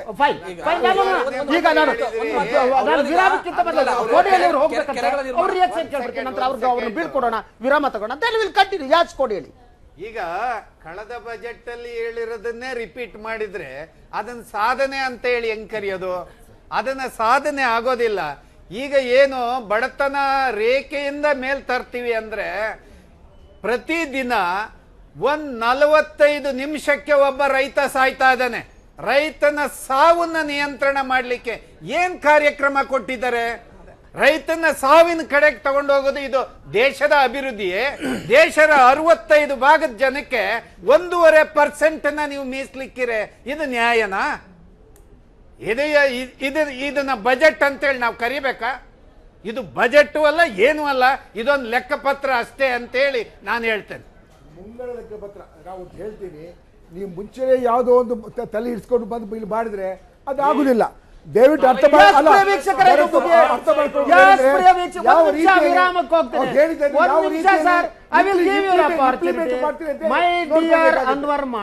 ರೀತಿಯಲ್ಲಿ ಇಂಪ್ಲಿಮೆಂಟ್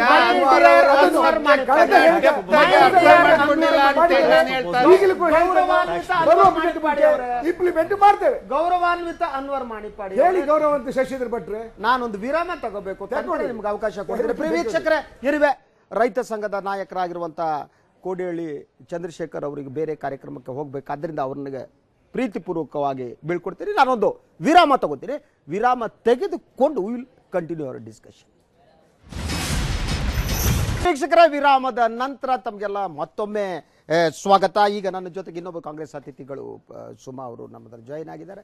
ಎಸ್, ಅದ್ರ ಜೊತೆಗೆ ನಾನೇನೋ ನಮ್ಮ ಇವರ ಹೆಸರನ್ನು ಯೂಶ್ವಲಿ ಅವ್ರ ಇನಿಷಿಯಲ್ಲು ಏನಿದೆ ಪ್ರಸಾದ್ ಅವ್ರದ್ದು INS ಅಂದುವಂತೆ, INS ಅಲ್ಲ, ಬರೀ NS, IS, ಫೈನ್, IS ಹೆಸರುಗಳು ಸ್ವಲ್ಪ ಪ್ರಾಬ್ಲಮ್ ಆಗುತ್ತೆ. ಆದರೆ ಎನಿವೆ ಯಾರ ಹೆಸರನ್ನು ಕೂಡ ತಪ್ಪು ಹೇಳ್ಕೊಡುದು ಅಂತ, ಅದು ಅವ್ರಿಗೆ ಮಾಡುವ ಅವಮಾನ. ನಾವು should not do it anyway, sorry for that. Yes, ಪ್ರಿಯ ವೀಕ್ಷಕರ, ಏನು ಇವತ್ತು ಜೇಟ್ಲಿಯವರು ಒಟ್ಟಾರೆಯಾಗಿ ಬಜೆಟನ್ನು ಮಂಡನೆ ಮಾಡಿದ್ರು. ಅವರು ಕೆಲವು ಪಾಯಿಂಟ್ಸ್ಗಳನ್ನು ಹೇಳ್ತಾ ಹೋದರು. ಫಸ್ಟ್ ಓವರಾಲ್ ಆಗಿ ನಾವು ಚರ್ಚೆ ಮಾಡಿದ್ವಿ. ನಾನು ಅನ್ವರ್ ಮಾಣಿಪ್ಪಾಡಿ ಅವರು ಸಿಟ್ಟು ಮಾಡ್ಕೊಳ್ಳಲ್ಲ ಅನ್ನುವ ಭರವಸೆಯೊಂದಿಗೆ ನಾನು ಮಾತಾಡ್ತಾ ಹೋಗ್ತೀನಿ. ಅವರು ಒಳ್ಳೆ ಮನುಷ್ಯರು, ಒಂದ್ಸಲ ಸಿಟ್ಟು ಬರುತ್ತೆ. ಸೊ ಒಟ್ಟಾರೆಯಾಗಿ ಅವರು India stands out as a bright spot in the global economy ಅಂತ. ಸೊ ನನಗೆ ಗೊತ್ತಿಲ್ಲ ಅದೇನು ಬ್ರೈಟ್ ಸ್ಪಾಟ್ ಅಂತ. Growth in many emerging economies is expected to recover in 2017. ಅವರು 2017 ಏನಿದೆ ಈ ವರ್ಷಾಂತ್ಯದ ಹೊತ್ತಿಗೆ ಆರ್ಥಿಕತೆಯಲ್ಲಿ ಕೆಲವು ಡೆವಲಪ್ಮೆಂಟ್ಗಳನ್ನ, ಬದಲಾವಣೆಗಳನ್ನು ಕಾಣಬಹುದು, ಸ್ಥಿರಗೊಳ್ಳಬಹುದು. Because of the demonetisation economy with GDP has come down. It's expected to become to 7.1%. So ಅದು ಆಗುತ್ತೆ ಅಂತ ಅವರ ನಂಬಿಕೆ ಇದೆ. ಸೊ ಇದೆಲ್ಲದರ ನಡುವೆ ನಾನು ಚರ್ಚೆ ಮಾಡೋದಕ್ಕಿಂತ ಮೊದಲು ರೈಲ್ವೆ ಬಗ್ಗೆ ಮಾತನಾಡ್ತೀನಿ. ನಾನು ನಿನ್ನೆನೂ ಹೇಳಿದೆ, ರೈಲ್ವೆ ವಿಚಾರದಲ್ಲಿ ಕರ್ನಾಟಕ ಸತತವಾಗಿ ಅನ್ಯಾಯವನ್ನು ಅನುಭವಿಸ್ತಾ ಇದೆ. ಒಟ್ಟಾರೆ ಕರ್ನಾಟಕ ಹಲವು ರೈಲ್ವೆ ಸಚಿವರನ್ನು ಕೊಟ್ಟಿದ್ದು. ಜಾಫರ್ ಶರೀಫ್ ಅವರು ಒಳ್ಳೆ ಕೆಲಸ ಮಾಡಿದ್ರು. Sadananda Gowda tried is best. Kharge ಅವರು ಲಿಟಲ್ ಬಿಟ್ ಮಾಡೋದಕ್ಕೆ ಟ್ರೈ ಮಾಡಿದ್ರು. ಆದರೆ ಇಡೀ ರೈಲ್ವೆಯಲ್ಲಿ ನಿಯಂತ್ರಣದಲ್ಲಿ ಏನು ಉತ್ತರ ಭಾರತ ಲಾಬಿ ಏನಿದೆ, ಆ ಲಾಬಿ ಪವರ್ಫುಲ್ ಆಗಿದೆ. ಈ ಸಲ ಏನು ಈ ಮುಂಗಡ ಪತ್ರದಲ್ಲಿ ಹೆಚ್ಚಿನ ವಿವರವನ್ನು ನೀಡಲಾಗಿಲ್ಲ. ಅದರ ಡೀಟೇಲ್ಸನ್ನು ನಾವು ನಂತರ ತಗೋಬೇಕು. ಒಟ್ಟಾರೆ ಎಸ್, ಈ ಒಂದು ರೈಲ್ವೆ ಬಜೆಟ್ಟು ಕರ್ನಾಟಕದ ಮಟ್ಟಿಗೆ ಸಿಹಿನೋ ಕಹಿನೋ ಕೇಳಬೇಕಲ್ಲ. ಯಾಸ್ ಪ್ರಕಾಶ್, ಒಟ್ಟಾರೆ ಸರ್, ತಾವು ಒಂದು ಹೆಸರು ಮಿಸ್ ಮಾಡಿದ್ರಿ. ಮಲ್ಲಿಕಾರ್ಜುನ್ ಖರ್ಗೆ ಅವರು Yes. ಒಳ್ಳೆ ಕೆಲಸ ಖರ್ಗೆ ಮಾಡಿದ್ದಾರೆ. ಹೇಳ್ದೆ ending. ಸದಾನಂದ ಗೌಡರು ಒಳ್ಳೆ ಕೆಲಸ ಮಾಡಿದ್ದಾರೆ. ಅವರು ಕೊಟ್ಟಿರೋ ಅಪಾರ ಕೊಡುಗೆ ಕರ್ನಾಟಕ ಒಳ್ಳೆಯದು. ಆ ಮುನಿಯಪ್ಪನು ಸ್ವಲ್ಪ ಶ್ರಮ ಪಟ್ಟಿದ್ದಾರೆ. ಸರ್, ಈಗ ಈ ಬಜೆಟ್ ಅಲ್ಲಿ ಕೆಲವರಿಗೆ ಅನುಮಾನ ಒಂದು ಇತ್ತು. ನಿಮಿಷ, ನಾವೀಗ ಪ್ರಧಾನಿ ನರೇಂದ್ರ ಮೋದಿ ಅವರು ಬಜೆಟ್ ಬಗ್ಗೆನೇ ಮಾತನಾಡ್ತಿದ್ದಾರೆ. ಅದನ್ನ ಲೈವ್ ಅದನ್ನ ನೋಡೋಣ. ಅವರು ಎಕ್ಸ್ಟ್ರಾ ಏನು ಹೇಳ್ಬೋದು, ಅವರ ರಿಯಾಕ್ಷನ್ ಏನಿರ್ಬೋದು, ಅದು ನಾಳೆ ಮುಖ್ಯ. ನಂತರ ನಾವು ಚರ್ಚೆಯನ್ನು ಮುಂದುವರಿಸ್ತೀವಿ. ಯಸ್, ಮೋದಿ ಅವರ ಭಾಷಣ, ಅವರ ರಿಯಾಕ್ಷನ್. बजट में सबसे ज्यादा जोर इस बार भी किसान, गांव, गरीब, दलित, पीड़ित, शोषित, animal husbandry, dairy, fisheries, watershed development, स्वच्छ भारत मिशन, ये सारे क्षेत्र ऐसे हैं जो गांव की आर्थिक स्थिति में बहुत बड़ा बदलाव भी लाएंगे और ग्रामीण जीवन जीने वाले लोगों के क्वालिटी ऑफ लाइफ में भी बहुत बड़ा बदलाव लाएंगे. बजट में रोजगार बढ़ाने पर भी भरपूर जोश दिया गया है. नौकरी के लिए नए अवसर पैदा करने वाले सेक्टर, इलेक्ट्रॉनिक्स मैन्युफैक्चरिंग, टेक्सटाइल, उसको विशेष राशि दी गई है. असंगठित क्षेत्र में काम करने वाले लोगों को संगठित क्षेत्र में लाने के लिए भी व्यापक प्रावधान किए गए हैं. स्किल डेवलपमेंट बजट में काफी बढ़ोतरी की गई है. ये हमारे देश के युवाओं को ध्यान में रख करके, और जो डेमोग्राफिक डिविडेंड है, इसका भरपूर फायदा भारत को मिले, उस पर ध्यान केंद्रित किया है. Mahatma Gandhi National Rural Employment Guarantee Scheme, उसके लिए भी अब तक जितना हुआ है किसी भी वर्ष में न हुआ हो, इतना रिकॉर्ड आवंटन किया गया है. बजट में महिला कल्याण पर भी विशेष ध्यान दिया गया है. महिलाओं और बच्चों से जुड़ी योजनाओं के लिए बजट में वृद्धि की गई है. स्वास्थ्य और उच्च शिक्षा के लिए भी बजट में काफी बढ़ोतरी की गई है. आर्थिक विकास में तेजी लाने और रोजगार के नए अवसर बनाने में हाउसिंग और कंस्ट्रक्शन सेक्टर, इसकी बहुत बड़ी भूमिका है. यह बजट ग्रामीण के साथ साथ शहरी इलाकों में भी हाउसिंग सेक्टर को मजबूती प्रदान करने वाला है। रेलवे के बजट में एक बात पर विशेष बल दिया है और वो है रेलवे सेफ्टी फंड। इस फंड की मदद से रेलवे सुरक्षा पर पर्याप्त धनराशि खर्च करने में मदद मिलेगी। बजट में रेलवे और रोड इंफ्रास्ट्रक्चर के कैपिटल एक्सपेंडिचर में काफी बढ़ोतरी कर दी गई है। डिजिटल इकोनॉमी के लिए जो कॉम्प्रिहेंसिव पैकेज दिया गया है उससे टैक्स चोरी की संभावनाएं कम होगी और अर्थव्यवस्था में काले धन के प्रवाह पर नियंत्रण संभव होगा।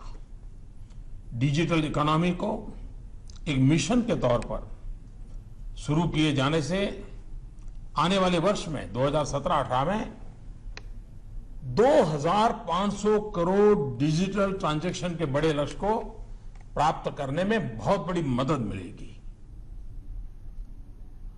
हमारे वित्त मंत्री जी ने कर प्रणाली में जो सुधार और संशोधन किए हैं उससे मध्यम वर्ग को राहत मिलेगी,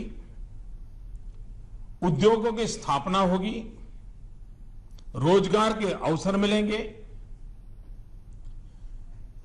भेदभाव के अवसर खत्म होंगे और सबसे महत्वपूर्ण पहलू है कि निजी निवेश को प्रोत्साहन मिलेगा।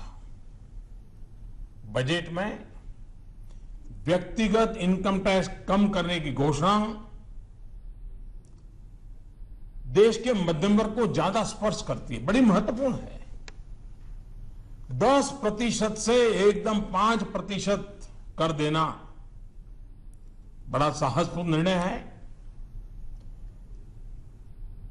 करीब करीब हिंदुस्तान के अधिकतम करदाताओं को इससे बहुत बड़ा लाभ होने वाला है। आपने देखा होगा बजट में काले धन और भ्रष्टाचार के खिलाफ मेरी लड़ाई निरंतर चल रही है। पॉलिटिकल फंडिंग की चर्चा हमारे देश में ಎಸ್ ಪ್ರಧಾನಿಯವರು ಇಡೀ ಏನು ಅರುಣ್ ಜೇಟ್ಲಿಯವರ ಮುಂಗಡ ಪತ್ರ ಏನಿದೆ, ಸರ್ಕಾರದ ಮುಂಗಡ ಪತ್ರ ಏನಿದೆ, ಅದರ ಬಗ್ಗೆ ಡಿಫೆಂಡ್ ಮಾಡಿ ಅವರು ಮಾತನಾಡ್ತಾ ಇದ್ದಾರೆ. ಹೇಗೆ ಒಟ್ಟಾರೆಯಾಗಿ ಇದು ಹೇಗೆ ಗ್ರಾಮೀಣ ಪ್ರದೇಶದ ಆರ್ಥಿಕತೆಯನ್ನು ಹೇಗೆ ಬದಲಿಸಾಗುತ್ತೆ, ಸ್ಯಾಲ್ರಿ ವಿಚಾರದಲ್ಲಿ ಏನು ಮಾಡಿದೆ, everything is narrating and is defending. ನಾವು ರೈಲ್ವೆ ಬಗ್ಗೆ ಮಾತಾಡ್ತಾ ಇದ್ದೀವಿ. S Prakash, continue. ಜೇಟ್ಲಿ ಅವರು ಈ ವರ್ಷದಲ್ಲಿ ರೈಲ್ವೆ ಗುರಿ ಏನು, ಲಕ್ಷ್ಯ ಏನು ಅಂತ ಒಂದು ಸುರಕ್ಷತೆಯ ಬಗ್ಗೆ ಅವಳು ಬಹಳ ಹೌದು ಮಹತ್ವ ಕೊಟ್ಟಿದ್ದಾರೆ. ಅದು ಸುರಕ್ಷತೆ, ಅದು ನಾವು ಬೆಳಗು ಹೇಳಿದ್ರೆ Cleanliness ಬಗ್ಗೆ ಹೇಳ್ತಿದ್ದೆ, ಅದ್ರ ಬಗ್ಗೆ ಆದ್ಯತೆ ಕೊಟ್ಟಿದ್ದಾರೆ. 1 ಲಕ್ಷ ಕೋಟಿ ರೂಪಾಯಿ 5 ವರ್ಷದಲ್ಲೇ ಆಸ್ ಎ ಕಾರ್ಪಸ್ ಫಂಡ್ ಕೊಟ್ಟಿದ್ದಾರೆ. ಅದು ವೆರಿ ಇಂಪಾರ್ಟೆಂಟ್ ಇತ್ತು. ಸೊ ಅದರಿಂದ ಹಳೆ ಓಲ್ಡ್ ಏಜ್ ಅಸೆಟ್ಸ್ ರಿಪ್ಲೇಸ್ಮೆಂಟ್ ಆಗ್ಬೋದು, lines, restrengthening of bridges, modernisation and upgradation of coaches, ಆಮೇಲೆ ಸಿಗ್ನಲಿಂಗ್ ಸಿಸ್ಟಮು, ಆಮೇಲೆ ಈವನ್ ಸಿಗ್ನಲಿಂಗ್ ಕೂಡ 2018 or 19 ಹೊತ್ತಿಗೆ ಮ್ಯಾನ್ಯುವಲ್ ಸಿಗ್ನಲಿಂಗ್ ಸಿಸ್ಟಮ್ ಅನ್ನ ನಾವು ಹೊರತುಪಡಿಸ್ಬಿಟ್ಟು ಆಟೋಮೆಟಿಕ್ ಸಿಗ್ನಲಿಂಗ್ ಮಾಡಬೇಕು. ಅದೇ 1 ಲಕ್ಷ ಕೋಟಿ ಜೊತೆಯಲ್ಲಿ 3500 ಕಿಲೋಮೀಟರ್ ಹೊಸ ಲೈನು ಟಾರ್ಗೆಟ್ ಫಿಕ್ಸ್ ಮಾಡಿದ್ದಾರೆ. ಲಾಸ್ಟ್ ಇಯರ್ 2800 ಇತ್ತು. ಏನು ವ್ಯತ್ಯಾಸ ಎಷ್ಟಾಯ್ತು? 25%, ಆಲ್ಮೋಸ್ಟ್ 25%. ಸೊ ಎವ್ರಿ ಇಯರ್ ಇದು ಜಾಸ್ತಿ ಮಾಡ್ತಿದ್ದಾರೆ. ಮೊದಲು ಏನಾಗ್ತಿತ್ತು, 1200 1500 ಕಿಲೋಮೀಟರ್ಸ್ ಆಗ್ತಿತ್ತು. ಸೊ ಈಗ LIC ಫಂಡಿಂಗ್ ಆದಮೇಲೆ ಸ್ವಲ್ಪ ಅದಕ್ಕೆ ಪುಷ್ ಸಿಕ್ಕಿದೆ. ಜೊತೆಯಲ್ಲಿ 700 ಸ್ಟೇಷನ್ನ ಈವನ್ ಅವ್ರು ಇನ್ನೊಂದು ಹೇಳಿದ್ದು ಏನು, ರಾಜ್ಯಗಳ ಜೊತೆ 7-9 ರಾಜ್ಯಗಳ ಜೊತೆ 9 ರಾಜ್ಯಗಳ ಜೊತೆ ಹೊಂದಾಣಿಕೆ, ಅದು ಜಾಯಿಂಟ್ ಪಾರ್ಟಿಸಿಪೇಷನ್ ಮಾಡ್ತಿದ್ದಾರೆ. ಇವಾಗ ಏನು ಗೊತ್ತಾ, ರೈಲ್ವೆ ಹತ್ರ ದುಡ್ಡಿಲ್ಲ. ಒಟ್ಟಾರೆ ನಿಮಗೆ ರೈಲ್ವೆ ಬಜೆಟ್ ಏನಿದೆ, ನಾನು ಉಳಿದವ್ರ ರಿಯಾಕ್ಷನ್ ಕೇಳ್ತೀನಿ. ರೈಲ್ವೆ ಬಜೆಟ್ ಅಂದ್ರೆ ಬಜೆಟ್ ಅಲ್ಲ, ಇನ್ನೂ ಇದಾಗಿದೆ. ಅದು ಕೊಟ್ಟರೆ ಅಲೋಕೇಶನ್ ನೋಡಿದ್ರೆ are you happy? Naturally about 12% ಜಾಸ್ತಿ ಮಾಡಿದ್ದಾರೆ. ಲಾಸ್ಟ್ ಇಯರ್ 1,20,000 crore ಇತ್ತು, ಈಗ ಗಾತ್ರ 1,35,000. Thank you. ಎಸ್ ಸುಮಿತ್ರಾ ಅವರೇ, ನಿಮ್ಮ ಹತ್ರ ನಂತರ ಶುಭಾ ಅವ್ರನ್ನ ಕೇಳ್ತೀನಿ. Yes railway budget railway budget ಅಲ್ಲಿ ಎರಡು ಮುಖ್ಯ ಹೇಳಬೇಕು. ಇವಾಗ ಪ್ಲಾಟ್ಫಾರ್ಮ್ ಟಿಕೆಟ್ ನೀವು ನೋಡಿದ್ರೆ ಹಿಂದಿನ ಕಾಲದಲ್ಲಿ ಒಂದು 10 ರೂಪಾಯಿ 2 ರೂಪಾಯಿ ಕೊಟ್ಟು ಹೋಗಬಹುದಾಗಿತ್ತು, ಈಗ 40 ರೂಪಾಯಿಗೆ ಏರಿಸಿದ್ದಾರೆ. That is a very important. And ಈ ಟಿಕೆಟಿಂಗ್ನ ಅವರು ಫ್ಲೋಟಿಂಗ್ ಇದು ಮಾಡಿಬಿಟ್ಟಿದ್ದಾರೆ. ಸೊ ಇವಾಗ ತಾವು ನೋಡಿದ್ರೆ ಓದ್ತಾ ಇದ್ದೆ ನೆನ್ನೆ ಮೊನ್ನೆ ಎಲ್ಲ ಹೇಗೆ the number of passengers 40 rupees ಎಲ್ಲಿದೆ ಸುಮಿತ್ರಾ ಅವರೇ? ಸರ್ಟನ್ ಪ್ಲೇಸಸ್ ಅಲ್ಲಿ ಬಂದಿದೆಯಂತೆ 40 ರೂಪೀಸ್. ಇಲ್ಲ ಅಂದ್ರೆ ನಾನು I stand corrected. No issues. ಎಲ್ಲೂ ಘೋಷಣೆನೂ ಇಲ್ಲ. ಅದು ಸುಮಿತ್ರಾ ಅವರೇ, ಬೇರೆಯವ್ರ ಆತಂಕ ನಮ್ಮ ಇದರಲ್ಲಿ ಡಿಸ್ಕಷನ್ ಅಲ್ಲಿ ಬಂದಿದ್ದು ನಾನು ಹೇಳ್ತಾ ಇದ್ದೀನಿ. ಯಾಕೆ ಗೊತ್ತಾ, ಐ ಸ್ಟ್ಯಾಂಡ್ ಕರೆಕ್ಟೆಡ್. ಅಲ್ಲಿ 2 ರೂಪಾಯಿ ತಗೊಂಡು ಒಳಗೋಗಿ ಟಾಯ್ಲೆಟ್ ಯೂಸ್ ಮಾಡ್ತಾರೆ. ಅದ್ರ ರೈಲ್ವೆ ಇದಕ್ಕೆ 10 ರೂಪೀಸ್ ಮಾಡಿದ್ದವರು ಅಲ್ಲ. 2 hours ಟೈಮ್ ಕಳ್ಕೊಳ್ತಾರೆ, ಅಲ್ಲೇ ರಾತ್ರಿ ಮಲ್ಕೊಂಡ್ಬಿಡ್ತಾರೆ. ಹೋಗ್ಬೇಕಲ್ಲ ಸರ್, ಅಲ್ಲ ಇನ್ನೇನು ಮಾಡೋದು? ಅಲ್ಲ, ಬೇರೆಯವರು 2 ರೂಪಾಯಿ ಕೊಟ್ಟು ಒಳಗೆ ಬರ್ತಾರೆ ಸರ್. ಹೋಗ್ಲಿ ಮಾಡ್ಲಿ ಸರ್, ಅದಕ್ಕೆ ಏನಂತೆ, ಅವ್ರಿಗೆ ವ್ಯವಸ್ಥೆ ಇಲ್ಲ, ಶೌಚಾಲಯದ ವ್ಯವಸ್ಥೆ ಇಲ್ಲ, ಆದ್ರೆ ಮಾಡಿದ್ರೆ ಏನಾಗುತ್ತೆ? ಪ್ಲಾಟ್ಫಾರ್ಮ್ ಅಲ್ಲ ಮೇಡಮ್, ದಯವಿಟ್ಟು ಸರ್. ನೀವು ಇಂಡಿಯಾದಲ್ಲಿ ಸರ್ 40% increase ಅಂತ ಅಂತಾರೆ ಇರ್ಬೋದು. 40%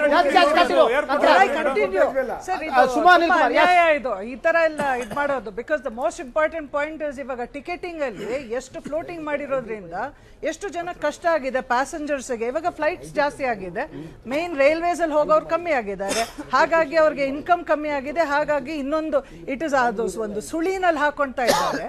Y did they have to make it into a floating ticket? ಇದಕ್ಕೆ ಆರಾಮಾಗಿ ಕಂಟಿನ್ಯೂ ಮಾಡ್ಬೋದಾಗಿತ್ತಲ್ಲ. ಈಗ ಏನ್ ಮಸ್ಟ್ ಇದು ದೊಡ್ಡ ಅವ್ರಿಗೆ ಇನ್ಕಮ್ ಬಂದಿದೆ ಅದರಿಂದ ಅಂತ ಸರ್. ಒಂದು ನಿಮಿಷ ಮಾತಾಡಿಲ್ಲ. ಶುಭಾ ಫಸ್ಟ್ ನಾನು ಹೇಳೋದು ಬಯಸೋದಿಲ್ಲಿ, ರೈಲ್ವೆಗೆ ಇಷ್ಟು ವರ್ಷದಿಂದ ಸಪರೇಟ್ ಬಜೆಟ್ ಇತ್ತು, ಸಪರೇಟ್ ಆಗಿ ಅದು ಕ್ಲಾರಿಟಿ ಇತ್ತು ಒಂದು ಏನಾಗುತ್ತೆ ಅಂತ. Railway is the most important ಇದು ಇವತ್ತಿನ ಇದಕ್ಕೆ. ರೈಲ್ವೆ ಡೆವಲಪ್ಮೆಂಟ್ ಆಗೋದ್ರಿಂದ ಇದು ಹೈಯೆಸ್ಟ್ ರೆವೆನ್ಯೂ ಕೂಡ ಕಂಟ್ರಿಗೆ. ಇದು ಡೆವಲಪ್ ಆಗೋದ್ರಿಂದ ಅದ್ರ ಡೆವಲಪ್ಮೆಂಟ್ ಕ್ಲಾರಿಟಿ ಬೇಕಿತ್ತು. ಅದನ್ನ ಕ್ಲಬ್ ಮಾಡಿಬಿಟ್ಟು ಇವಾಗ ಯಾವ ಅಮೌಂಟ್ ಎಲ್ಲಿಗೆ ಹೋಗುತ್ತೆ ಅನ್ನೋದು ಒಂದು ಕ್ಲಾರಿಟಿ ಇಲ್ಲ.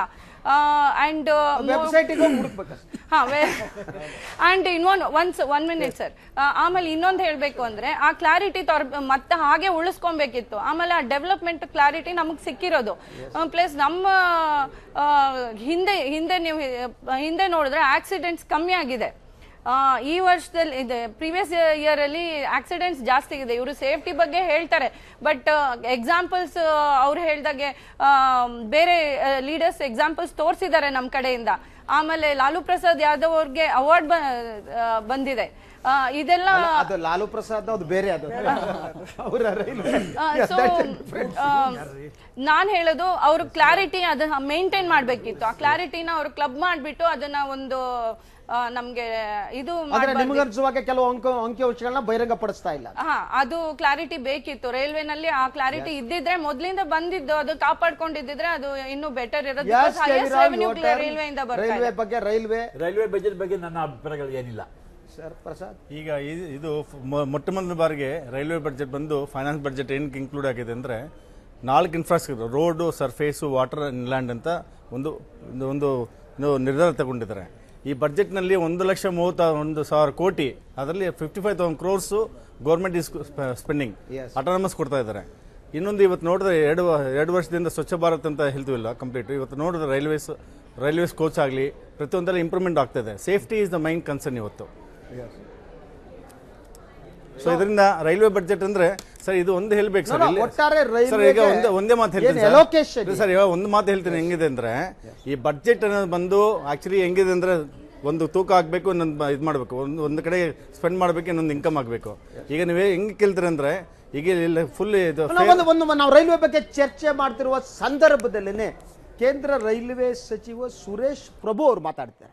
ಏನ್ ಮಾತಾಡ್ತಾ ಕೇಳ್ಬಿಟ್ಟು ಇದೇ ರೈಲ್ವೆ ಬಗ್ಗೆ ಚರ್ಚೆ ಮಾಡಬಹುದು. For the country. So I really welcome this budget. It's a bold step. The prime minister imprint whatever prime minister has been saying, the imprint of prime minister's ideas are on each and every statement of the finance minister. So this is a great step forward. We really welcome the budget. Thank you. Thank you. Rahul.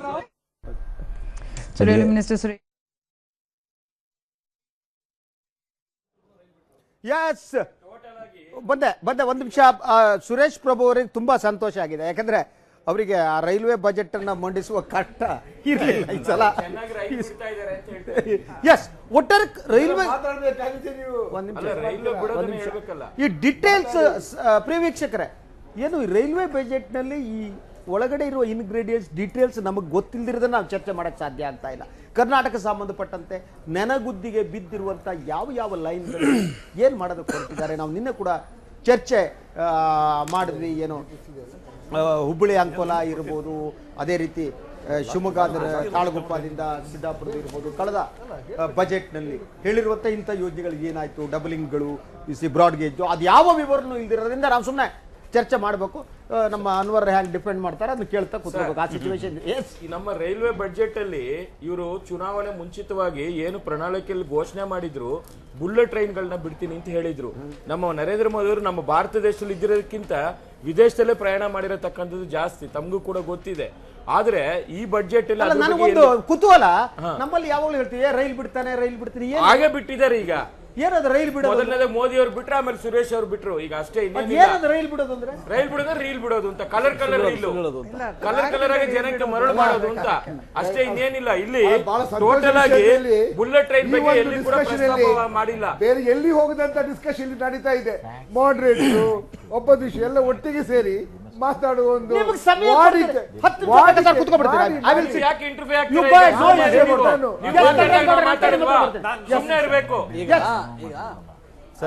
ಈ ಘೋಷಣೆ ನೋಡಿ. ಈಗ bullet rail ಆಗ್ಲಿ ಅದ್ರದ್ದು ಚರ್ಚೆ ಇಲ್ಲ. ಆಮೇಲೆ ಇದು ಸಬರ್ಬನ್ ರೈಲ್ಗಳು, ಈಗ ಲಾಸ್ಟ್ ಬಜೆಟ್ ಅಲ್ಲಿ ಹೇಳಿದ್ರು 5 ನಗರಗಳಲ್ಲಿ ಸಬರ್ಬನ್ ರೈಲ್ ನಾವು ಇಂಪ್ಲಿಮೆಂಟ್ ಮಾಡ್ತೀವಿ ಅಂತ. ಬಟ್ ಹೆಸರಿಗೆ ಬೆಂಗಳೂರಿನಲ್ಲಿ ಶುರುವಾಗಿದೆ ಸಬರ್ಬನ್ ರೈಲು, ನಮ್ಮ ಪಾರ್ಟಲ್ ಶುರುವಾಗಿದೆ. ಇಲ್ಲಿ Bengaluru to Ramanagara, Bengaluru to Whitefield ಇಂದ ಇದಕ್ಕೆ ಕಂಟೋನ್ಮೆಂಟ್ಗೆ. ಆದರೆ ಈ ಸೇಫ್ಟಿ ಬಗ್ಗೆ ರೈಲ್ವೆಲ್ಲಿ ಜಾಸ್ತಿ ಗಮನ ಕೊಡಬೇಕಾಗಿದೆ. ಯಾಕಂದ್ರೆ ನೋಡಿ, ಕಳೆದ ವರ್ಷ 37 ಡಿ ರೈಲ್ ಆಗಿತ್ತು, 37 ರೈಲುಗಳು ಅಳಿ ತಪ್ಪಿದ್ವು. ಈ ವರ್ಷ 2014 ರೈಲ್ ಅಳಿ ತಪ್ಪಿರೋದು. ಇದ್ರ ಬಗ್ಗೆ ಅವರು ಬಹಳ ಜಾಗ್ರತೆಯಿಂದ ಅದಕ್ಕೆ ಕೊಡಬೇಕಾಗಿದೆ. ಅದ್ರದ್ದು ಒತ್ತು ಕೊಡಕ್ಕೆ ಈ ಬಜೆಟ್ ಸಾಧ್ಯ ಯಾವ ಲೆಕ್ಕ ರೈಲ್ಗಳು ಅಳಿ ತಪ್ಪಿದೆ. 4 ಪ್ರಯಾರಿಟೀಸ್ ಈ ಬಜೆಟ್ ಅಲ್ಲಿ ಘೋಷಣೆ ಮಾಡಿದ್ದಾರೆ. ಒಂದು passenger safety and 2 development work, 3ನೇ ಕ್ಲೀನಿನೆಸ್, 4ನೇ ರಿಫಾರ್ಮ್ಸ್ ಇನ್ ಅಕೌಂಟ್. ಮೊದಲೇನಾಗ್ತಿತ್ತು ಅಂದ್ರೆ ಬರೋದು ಮಾತ್ರ ಅಕೌಂಟ್ ಆಗ್ತಿತ್ತು, ಬಾಕಿ ಯಾವುದೇ ಅಕೌಂಟ್ ಆಗ್ತಿರ್ಲಿಲ್ಲ. ಸೊ ಅಕ್ರೂಡ್ ಬಜೆಟ್ ಸಿಸ್ಟಮ್ ತಂದಿದ್ದಾರೆ. ಈ ಏಪ್ರಿಲ್ 1 ಇಂದ ಬರುತ್ತೆ. ಜೊತೆಯಲ್ಲಿ ಯಾರು ಬಾಕಿ ಇದೆ ಗೊತ್ತಾಗ್ತಾನೆ ಇರಲಿಲ್ಲ, ಬರೀ ರಿಸೀವಿಂಗು. ಸೊ ಇವಾಗ ಇನ್ಕಮ್ ಯಾವುದು, ಎಕ್ಸ್ಪೆಂಡಿಚರ್ ಯಾವುದು ಔಟ್ಸ್ಟ್ಯಾಂಡಿಂಗ್ ಇದೆ ಗೊತ್ತಾಗುತ್ತೆ. ಒಂದು. ಇನ್ನೊಂದು, ಈ ಮೇಡಮ್ ಹೇಳ್ತಿದ್ರು ಈ ವಿಲೀನ ಆಗಿದೆ ಈ ಬಜೆಟ್, ಅದರಿಂದ ಅನುಕೂಲ ಆಗಿದೆ ಅಂತ. ಅಲ್ಲ, ಒಂದ್ ನಿಮಿಷ, ನಾನು ಅದಕ್ಕೆ ಪ್ರಸಾದ್ ಒಂದ್ ನಿಮಿಷ ಇರಿ madam. Autonomy of railway is not gone. ಆ ಆಟೋನಮಿ ಫಂಕ್ಷನ್ ಅವ್ರ ಜೊತೆ ಇದೆ, ಫೈನಾನ್ಸ್ ಪವರ್ಸ್ ಅವ್ರ ಕಡೆ ಇದೆ. ಏನಾಗಿದೆ ಅಂದ್ರೆ ಎವ್ರಿ ಇಯರ್ 9,700 crores ಇವ್ರಿಗೆ ಡಿವಿಡೆಂಡ್ ಕೊಡಬೇಕಿತ್ತು. ಸೊ ಅದು ತಪ್ಪತ್ತೆ. ಜೊತೆಯಲ್ಲಿ ಡಿವಿಡೆಂಡ್ ಕೊಡಬೇಕಾಗಿತ್ತು ಗವರ್ಮೆಂಟ್ ಆಫ್ ಇಂಡಿಯಾಗೆ, ಅದು ತಪ್ಪತ್ತೆ. ಅದು ವೈಪ್ ಆಫ್ ಆಗ್ಬಿಡುತ್ತೆ 2017-18 ಇಂದ ಇನ್ಮೇಲೆ ಬರಲ್ಲ. ಜೊತೆಯಲ್ಲಿ ಮೇಡಮ್ ಇನ್ನೊಂದು ತಮ್ಮ ಗಮನಕ್ಕೆ ತರಕ್ಕೆ ಇಚ್ಛೆ ಪಡ್ತೀನಿ. Delegation of powers as per existing ರೂಲ್ಸೇ ಇರುತ್ತೆ. ಆಮೇಲೆ ರೈಲ್ವೆ ಅದು ಕನ್ವೆನ್ಷನ್ ಇತ್ತು, ನಾಟ್ ಕಾನ್ಸ್ಟಿಟ್ಯೂಷನಲ್ ಪ್ರೊವಿಷನ್. ಯಾವುದು ಮಂಡನೆ ಮಾಡೋದು. 2 ಬಜೆಟ್ ಮಾಡಿದ್ರೆ ಎಷ್ಟು ತಲೆನೋವು ಗೊತ್ತಾ. ಆಮೇಲೆ ಕಟ್ ಮೋಷನ್ಸ್ ಕಮ್ಮಿ ಆಗುತ್ತೆ ಪಾರ್ಲಿಮೆಂಟ್ ಅಲ್ಲಿ. ಕಟ್ ಮೋಷನ್ಸ್ ಎವ್ರಿ ಬಜೆಟ್ ಅಲ್ಲಿ ಕಟ್ ಮೋಷನ್ಸ್ ಇರುತ್ತೆ. ಅದಕ್ಕೆ 1 ಮಂತ್ 1.5 ಮಂತ್ ಜೊತೆಲಿ ಗ್ರಾಸ್ ಬಜೆಟರಿ ಸಪೋರ್ಟ್ ಜಾಸ್ತಿ ಆಗಿದೆ ಇದರಲ್ಲಿ. 1 ನಿಮಿಷ ಸರ್. ಆಮೇಲೆ ಯೂನಿಫೈಡ್ ಬಜೆಟ್ ಆಗೋದ್ರಿಂದ ಏನಾಗುತ್ತೆ ಗೊತ್ತಾ, ಆ ಪ್ರೊಸೀಜರ್ ಡಿಲೇಸ್ ಕಮ್ಮಿ ಆಗುತ್ತೆ. Appropriation bill main appropriation bill ಅಲ್ಲಿ ಬರುತ್ತೆ. ಅರ್ಥ ಆಯ್ತಾ? ಸೊ ಸಪರೇಟ್ ಬರೋ ಅಗತ್ಯತೆ ಇಲ್ಲ. ಜೊತೆ ಈ ಫೋಕಸ್ ಆಗುತ್ತೆ. ಆಮೇಲೆ ಏನಾಗ್ತಿತ್ತು ಅಂದ್ರೆ ರೈಲ್ವೆ, 1 ನಿಮಿಷ ಮೇಡಮ್, ಲೆಟ್ ಮಿ ಫಿನಿಶ್. ನೀವು ಮಾತಾಡಿ, ನನಗೇನು ಬೇಜಾರಿಲ್ಲ. ಸ್ವಲ್ಪ ಮಾಹಿತಿ ಹೋಗ್ಬೇಕಲ್ಲ. ಇವಾಗ ಬಜೆಟ್ ಅಡ್ವಾನ್ಸ್ ಆಗಿದೆಯಲ್ಲ, ಬೈ 31 ಮಾರ್ಚ್ ಎಲ್ಲ ಪಾಸ್ ಆಗಿ ಏಪ್ರಿಲ್ 1 ಇಂದ ದುಡ್ಡು ಸಿಗತ್ತೆ. ಜೊತೆಯಲ್ಲಿ ಇನ್ 8 ಮಂತ್ಸ್ 9 ಮಂತ್ಸ್ ಸಿಕ್ತಿತ್ತು. ಟೆಂಡರ್ ಫ್ಲೋಟ್ ಮಾಡಕ್ಕೆ 3 ತಿಂಗಳು ಬೇಕು. ಸೊ ಆಲ್ಮೋಸ್ಟ್ ಇವಾಗ 1 ಇಯರ್ ಸಿಗುತ್ತೆ ರೈಲ್ವೇಸ್ಗೆ. ಪ್ರಸಾದ್, ಇದರಲ್ಲಿ ಬಜೆಟ್ ನಲ್ಲಿ ಇನ್ನೊಂದು ಗಮನಿಸಬೇಕು. ಈಗ ಇಡೀ 70 ಇಯರ್ಸ್ನಲ್ಲಿ ಮರ್ಕೆಂಟೈಲ್ ಸಿಸ್ಟಮ್ ಆಫ್ ಅಕೌಂಟಿಂಗ್ ಇರಲಿಲ್ಲ, ಕ್ಯಾಪ್ಚರ್ ಮಾಡಲಿಲ್ಲ. ಅಸೆಟ್ ಇವಾಗ ರೈಲ್ವೇಸ್ನಲ್ಲಿ ಏನು ಅಸೆಟ್ ಇದೆ, ಏನು ಬಂಡವಾಳ ಇದೆ, ಏನು ಕೊಡಬೇಕು, ಏನು ಬರಬೇಕು ಅಂತ ಒಂದಿಲ್ಲ. ಅದೊಂದು ದಿಕ್ಸೂಚನೆ ಮಾಡಿದ್ದಾರೆ. ಇವತ್ತು procurement of capital on revenue through tender process ಇಡೀ ಏಷ್ಯಾ ಕಂಟ್ರಿನಲ್ಲಿ ನಮ್ಮ ದೇಶಕ್ಕೆ, ಭಾರತ ದೇಶಕ್ಕೆ ಇದನ್ನು ಅಪ್ರಿಸಿಯೇಷನ್ ಬಂದಿದೆ. ಈಗ ಒಂದು ನಾವು ನಿರ್ಧಾರ ತಗೋಬೇಕು ಸರ್. ಇವತ್ತು ರೈಲ್ವೇಸ್ ಬಂದು 70 ವರ್ಷದಿಂದ ಇರೋದು.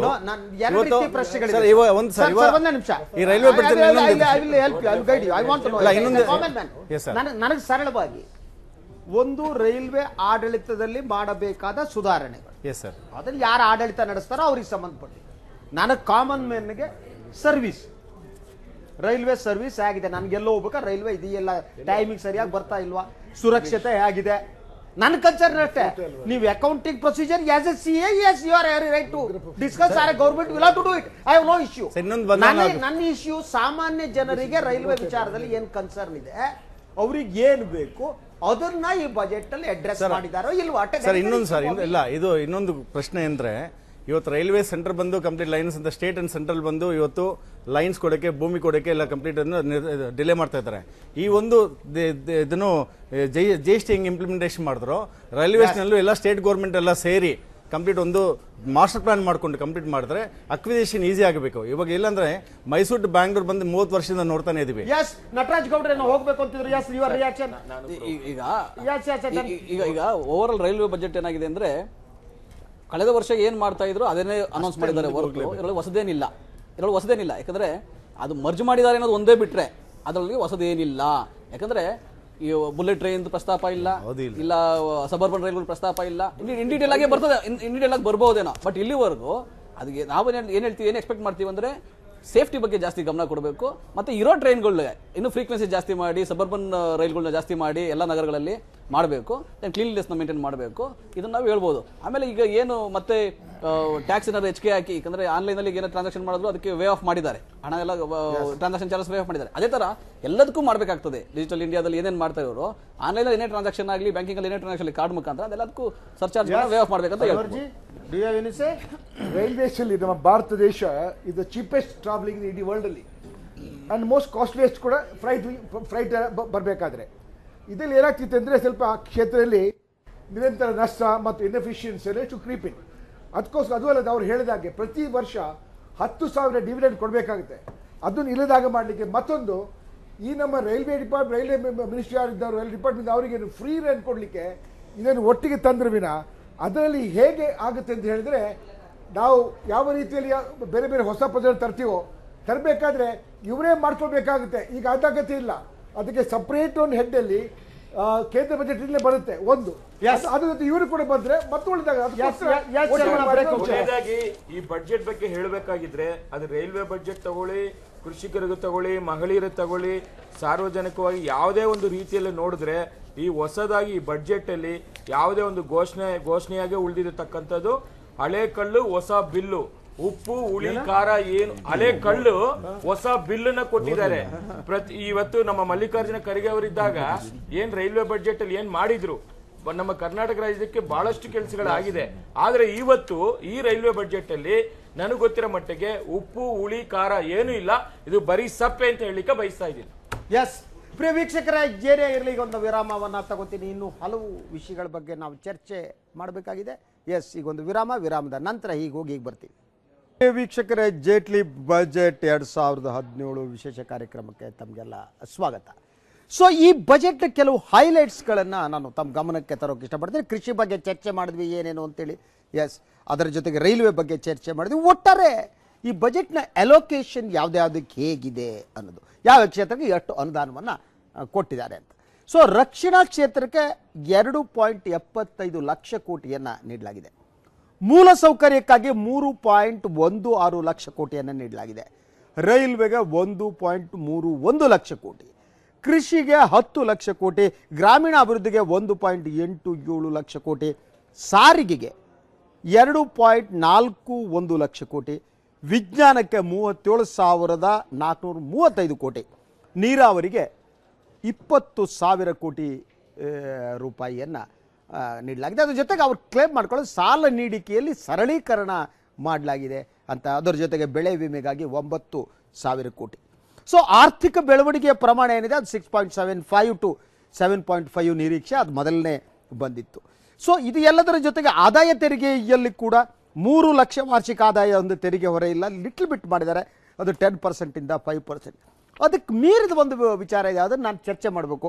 ಅದೇನು ಅಂದರೆ ಈ ರಾಜಕೀಯ ಪಕ್ಷಗಳಿಗೆ ದೇಣಿಗೆ ನೀಡುವ ಸಂಬಂಧಪಟ್ಟ ಹಾಗೆ, ಎಸ್ ಅದನ್ನು ಭಾಳ ಮುಖ್ಯ ಅಂತ ಅಂದ್ಕೊಂಡಿದ್ದೀನಿ. ಅರುಣ್ ಜೇಟ್ಲಿ ಅವರು ಅದನ್ನು ಪ್ರಸ್ತಾಪ ಮಾಡಿದ್ದಾರೆ. ಸೊ ದೇಣಿಗೆ ನೀಡೋದಕ್ಕೆ ನಗದು ರೂಪದಲ್ಲಿ 2,000 ರೂಪಾಯಿ ಅಂತ, ಅದಾದ ಮೇಲೆ ಚೆಕ್ನಲ್ಲಿ ತಗೋಬೇಕು, ಇನ್ನೊಂದು ಮಾಡಬೇಕು ಅಂತ ಅವರು ಹೇಳ್ತಾರೆ. ಸೊ ಈ ಪೊಲಿಟಿಕಲ್ ಪಾರ್ಟಿ ಫಂಡಿಂಗ್ ಏನಿದೆ ಅದನ್ನು ನಿಯಂತ್ರಣ ಮಾಡೋಕ್ಕೆ ಸಾಧ್ಯವಾ? ಇದು ಆಗತ್ತಾ? ಯಾ ಸುಗ್ರಬ ಫಸ್ಟ್ ಯುವರ್ ಟರ್ನ್. ಏನು ಇಡೀ ಬಜೆಟ್ ಬಗ್ಗೆ ನಾವು ಚರ್ಚೆ ಮಾಡ್ತಾ ಇದ್ವಿ, ಕೃಷಿ ಬಗ್ಗೆ ಇದ್ರ ಬಗ್ಗೆ ಮಾಡಿದ್ವಿ. ಈಗ ನಾನು ಬರ್ತಾ ಇರೋದು ರಾಜಕೀಯ ಪಕ್ಷಗಳ ಫಂಡಿಂಗ್. 2,000 ರೂಪಾಯಿ ವರೆಗೆ ಮಾತ್ರ ಕ್ಯಾಶು, ಉಳಿದೆಲ್ಲ ಚೆಕ್ಕು, ಡಿಜಿಟಲೈಸೇಷನು. ನೋಡಿ, ಮೊದಲನೇದು ಮೇಲ್ನೋಟಕ್ಕೆ ಈ ಬಡ್ಜೆಟ್ ಏನಿದೆ ಇದು ಒಂದು ರೀತಿ ಜನವಿರೋಧಿ, ಯಾವುದೇ ಇದರಲ್ಲಿ ಜನಪರವಾದಂಥ ಕಾಳಜಿಯನ್ನು ನನಗಂತೂ ಕಾಣ್ತಾ ಇಲ್ಲ. ಬಟ್ ಸ್ವಲ್ಪ ಲಿಟ್ಲ್ ಬಿಟ್ ರೂರಲ್ ಇದೆ, ತೋರಿಸ್ಕೊಳ್ಳೋಕೆ ಟ್ರೈ ಮಾಡಿದ್ದಾರೆ, ತೋರಿಸ್ಕೊಳ್ಳಿಕ್ಕೆ ಪ್ರಯತ್ನ ಮಾಡಿದ್ದಾರೆ ಅನ್ನುವಂಥದ್ದನ್ನು ಬಿಟ್ಟರೆ, ನಾನು ನಿಮ್ಮ ಮೂಲಕ ಕೇಳಲಿಕ್ಕೆ ಬಯಸ್ತೇನೆ, ಹಳ್ಳಿಗಾಡಿನಲ್ಲಿ ಇರ್ತಕ್ಕಂಥ ಯಾರು ಅನಾರ್ಗನೈಸ್ಡ್ ಸೆಕ್ಟಾರ್ ಇದ್ದಾರೆ, ಅಗ್ರಿಕಲ್ಚರಲ್ ಲೇಬರರ್ಸ್ ಇರ್ಬೋದು, ಕನ್ಸ್ಟ್ರಕ್ಷನ್ ಲೇಬರರ್ಸ್ ಇರ್ಬೋದು, ಅಥವಾ ಮಹಿಳೆಯರಿರ್ಬೋದು, ಅಥವಾ ಕೃಷಿಕರಿರ್ಬೋದು. ಸೊ ಈ ರೀತಿಯ ಜನರ ಬದುಕನ್ನು ಹಸನ ಮಾಡತಕ್ಕಂಥ, ಅದರಲ್ಲೂ ಡಿಮಾನಿಟೈಸೇಷನ್ನ ಆದಮೇಲೆ ದೇಶದಲ್ಲಿ ಇವತ್ತು ಒಂದು ಕಡೆ ರೈತರು ಬೆಳೀತಕ್ಕಂಥ ಪದಾರ್ಥಗಳಿಗೆ ಇವತ್ತು ಬೆಲೆ ಸರಿಯಾದಂಥದ್ದು ಸಿಗ್ತಾ ಇಲ್ಲ. ಎರಡನೇದು, ಯಾರು ಅನಾರ್ಗನೈಸ್ಡ್ ಸೆಕ್ಟಾರಲ್ಲಿ ಕೆಲಸ ಮಾಡ್ತಕ್ಕಂಥ ಜನ ಯಾರಿದ್ದಾರೆ ಅವರಿಗೆ ಇವತ್ತು ಉದ್ಯೋಗ ಸೃಷ್ಟಿ ಆಗ್ತಾ ಇಲ್ಲ. ಆ ಉದ್ಯೋಗವನ್ನು ಸಿಂಪಲ್ ಆಗಿ ಹೇಳಿದ್ರೆ ಉದ್ಯೋಗ ಸೃಷ್ಟಿಗೆ ಒತ್ತು ಕೊಡ್ತೀವಿ ಅಂತ ಹೇಳಿದ್ದಾರೆ. ಸೊ ಅವರೇ ಉದ್ಯೋಗ ಸೃಷ್ಟಿಗೆ ಒತ್ತು ಕೊಡ್ತೇವೆ ಅನ್ನುವಂಥ ಭಾಷಣಗಳು ಮಾಡಿರೋದು ಬಿಟ್ಟರೆ, ಬರುವ 1 ವರ್ಷದಲ್ಲಿ ಕಾಂಕ್ರೀಟ್ ಆಗಿ ಈ ರೀತಿ ಮಾಡ್ತೇವೆ ಅಂತಕ್ಕಂಥ ಸ್ಪಷ್ಟತೆ ಇವತ್ತು ಕಾಣ್ತಾ ಇಲ್ಲ. ಇದನ್ನು ನಾನು ಸ್ಪಷ್ಟವಾಗಿ ಹೇಳಿಕೆ ಬಯಸ್ತೇನೆ. ಈಗ ನೀವೇನು ಒಂದು ಪಾಯಿಂಟನ್ನು ರೈಸ್ ಮಾಡಿದ್ರಿ, ರಾಜಕೀಯ ದೇಣಿಗೆಯನ್ನು ತೆಗೆದುಕೊಳ್ತಕ್ಕಂಥ 2,000 ಯಾರು ದೇಣಿಗೆ ಕೊಡ್ತಾರೆ, 2,000ದ ಮೇಲೆ ಇಂಡಿವಿಜುವಲ್, ಸೊ ಅವರ ಐಡೆಂಟಿಟಿಯನ್ನು ಡಿಸ್ಕ್ಲೋಸ್ ಮಾಡಬೇಕಾಗತ್ತೆ ಅನ್ನುವಂಥದ್ದು ಇದು ನಿಜ. ಪಾರದರ್ಶಕತೆಯನ್ನು ತರಬೇಕು ಅನ್ನುವಂಥ ದೃಷ್ಟಿಯಲ್ಲಿ ಇವರೇನು ಈ ಥರ ಹೊರಟಿದ್ದಾರೆ ನನಗೆ ಅರ್ಥ ಆಗ್ತಾ ಇಲ್ಲ. ಇವತ್ತು ಇಷ್ಟೆಲ್ಲ ಮಾತನಾಡ್ತಕ್ಕಂಥ ಜನ ಒಂದು ಹಂತದಲ್ಲಿ ಇವರು ಹೇಳಿದ್ರು ನಾವು ಎಲೆಕ್ಟ್ರೋಲ್ ರಿಫಾರ್ಮ್ಸನ್ನು ತರ್ತೀವಿ ಅನ್ನುವಂಥದ್ದನ್ನು ಮಾತನಾಡಿದಂಥವ್ರು, ಲೋಕಪಾಲ್ ವ್ಯವಸ್ಥೆ ಬಗ್ಗೆ ಮಾತನಾಡಿದಂಥವ್ರು, ಅಥವಾ ಜುಡಿಷಿಯರಿ ರಿಫಾರ್ಮ್ಸ್ ಬಗ್ಗೆ ಮಾತನಾಡಿದಂಥವ್ರು. ನಾನು ಎಲ್ಲವನ್ನೂ ಸಹ ಈ ಸಂದರ್ಭದಲ್ಲಿ ವಿಸ್ತರಿಸಲಿಕ್ಕೆ ಹೋಗೋದಿಲ್ಲ. ನಿಮಗೆ ನಿಜಕ್ಕೂ ಸಹ ಈ ದೇಶದಲ್ಲಿ ರಾಜಕೀಯ ವ್ಯವಸ್ಥೆಯನ್ನು ಶುದ್ಧೀಕರಣ ಮಾಡಬೇಕು ಅನ್ನೋ ಆಗಿದ್ರೆ 1950 1951ರಲ್ಲಿದ್ದಂಥ ರೆಪ್ರೆಸೆಂಟೇಷನ್ ಆಫ್ ಪೀಪಲ್ಸ್ ಆಕ್ಟ್ಗೆ ಏನು ಚುನಾವಣಾ ಪ್ರಕ್ರಿಯೆಯಲ್ಲಿ ಇರ್ತಕ್ಕಂಥ ಆ ವಿಳಂಬ ಏನಿದೆ, ಆ ವಿಳಂಬ ಅಂದ್ರೆ ಆ ಹೆಚ್ಚು ದಿನಗಳ, ಉದಾಹರಣೆಗೆ ನಾಮಿನೇಷನ್ ಆಗ್ತಕ್ಕಂಥ ಅದಕ್ಕೆ 7 days, ಇನ್ನೊಂದು ದಿವಸ ಸ್ಕ್ರೂಟಿನಿ, ಇನ್ನೊಂದು ದಿವಸ ವಿಡ್ರಾಯಲ್ಸು, ಆಮೇಲೆ ಫೈನಲ್ ಆಗಿ ಮತ್ತೆ 14 ದಿವಸ ಮಾಡುವಂಥದ್ದನ್ನ ನೀವು 3-4 ದಿವಸದಲ್ಲಿ ಚುನಾವಣೆಯನ್ನ ಮಾಡತಕ್ಕಂಥ ಬದಲಾವಣೆಗಳ ತರೋದ್ರ ಮೂಲಕ ಸ್ಟೇಟ್ ಫಂಡೆಡ್ ಎಲೆಕ್ಷನ್ ಅನ್ನ ಮಾಡತಕ್ಕಂಥದಕ್ಕೆ ಏನಾದ್ರೂ ಸಹ ಅರುಣ್ ಜೇಟ್ಲಿ ಅವರಾಗ್ಲಿ ಅಥವಾ ಈ ಮೋದಿ ಅವರ ಸರ್ಕಾರ ಏನಾದ್ರೂ ಒತ್ತು ಕೊಟ್ಟಿದ್ರೆ ನಿಜಕ್ಕೂ ಸಹ ಎಲ್ಲೋ ಒಂದು ಕಡೆ ಇವರಿಗೆ ಕಾಳಜಿ ಇದೆ ಅಂತ ಒಂದು ಈ ಫಂಡಿಂಗ್. ಈಗ ಉಗ್ರಪ್ಪನವರು ಸ್ಟೇಟ್ ಫಂಡಿಂಗ್ ಬಗ್ಗೆ ಮಾತನಾಡಿದ್ದಾರೆ, ಬಟ್ ಇವರು ಅನೌನ್ಸ್ ಏನು ಮಾಡಿದ್ದಾರೆ 2,000 ರೂಪಾಯಿ ವರೆಗೆ ಮಾತ್ರ ಕ್ಯಾಶ್ ಉಳಿದಾಗಬೇಕು. ಇದು ಇಂಪ್ಲಿಮೆಂಟ್ ಮಾಡಕ್ ಸಾಧ್ಯ ಅಂತ ಅನ್ಸುತ್ತಾ? ಒಡಿಸಿ ಇಲ್ಲ, ಇಂಪ್ಲಿಮೆಂಟ್ ಮಾಡಕ್ ಸಾಧ್ಯನೋ ಇಲ್ವೋ ಇವಾಗ ಹಿಂದೆ ಇದು ರೆಟ್ರಾಸ್ಪೆಕ್ಟಿವ್ ಅಂತ ನನ್ನ ಒಂದು ಕ್ವೆಶ್ಚನ್. ಯಾಕಂದ್ರೆ ಸಾಕಷ್ಟು ಈ ಪಕ್ಷಗಳಲ್ಲಿ ಸಾಕಷ್ಟು ಜನ ಕೊಟ್ಟಿದ್ದಾರೆ ಡೊನೇಷನ್, ಅದನ್ನು ಹೊರಗಡೆ ಬರತ್ತಾ ಅವ್ರದ್ದು ಎಲ್ಲ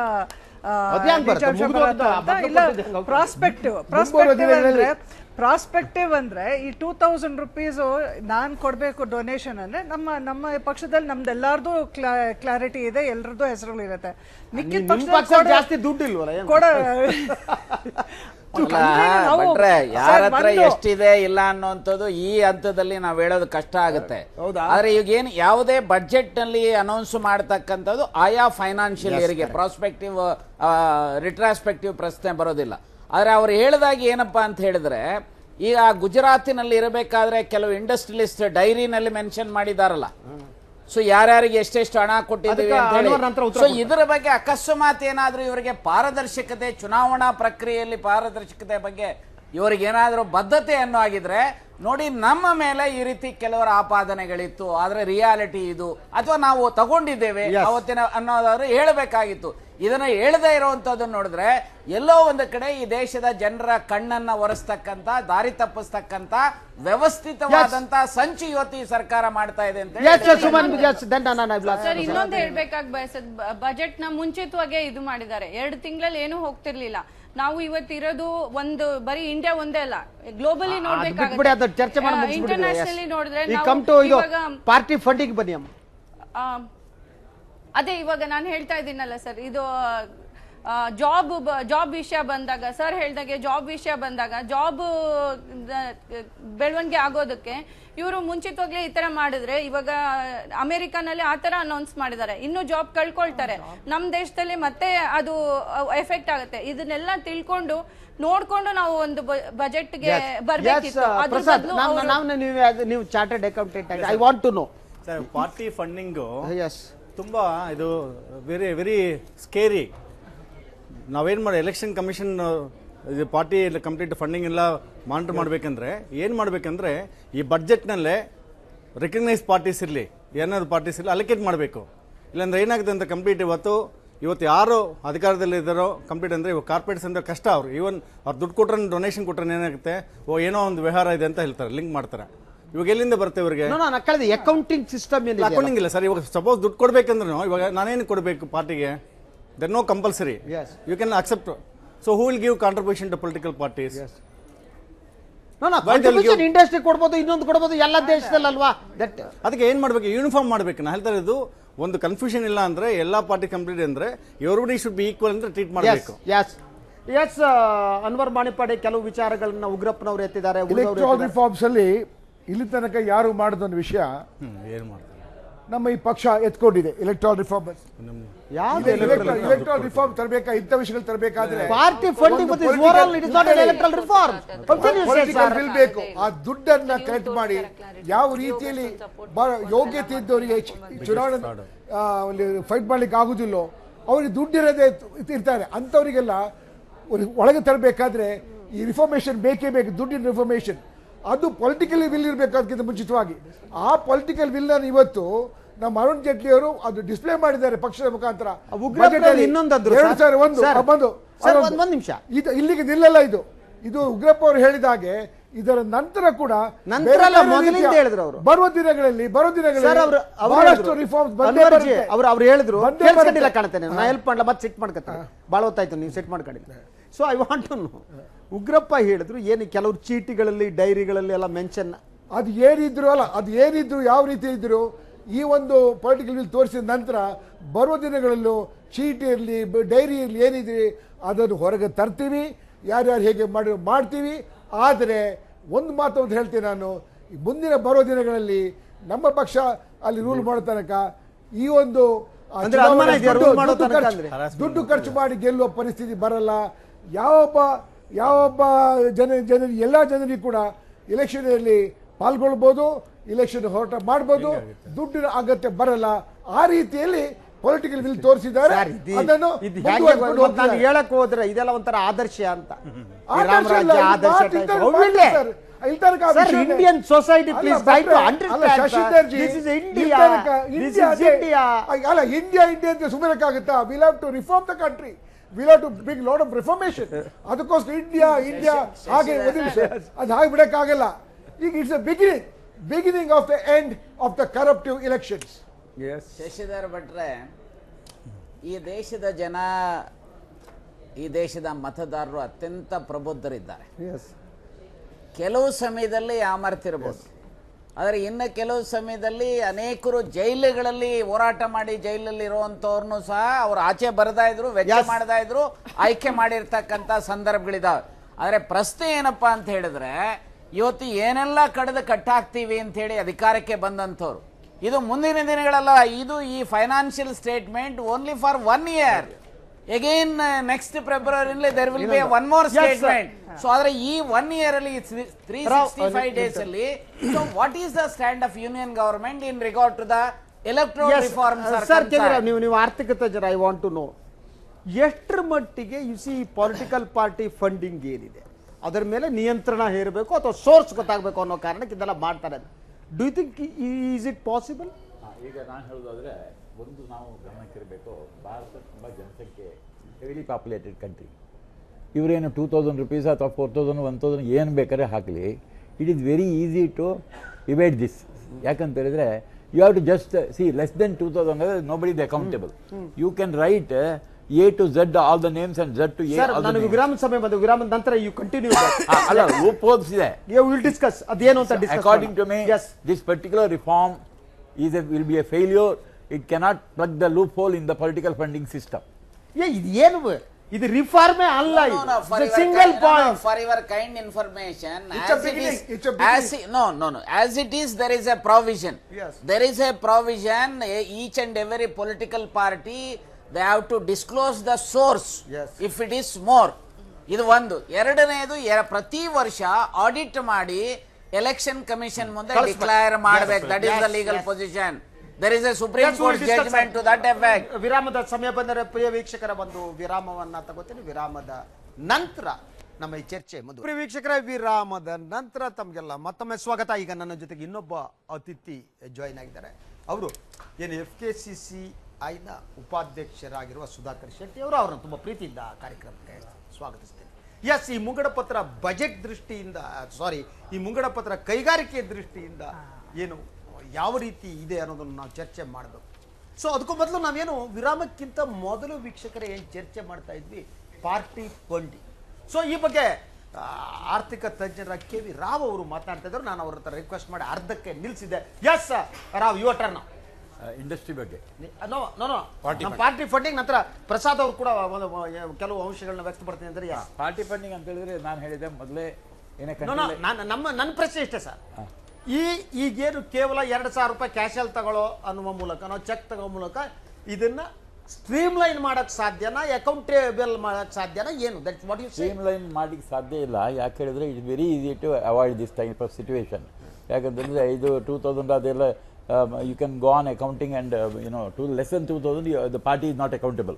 So it is very easy to write all the names because A to Z and Z to A, and you can Naranappa, Hanumantappa, Nagappa. So this is happening even otherwise.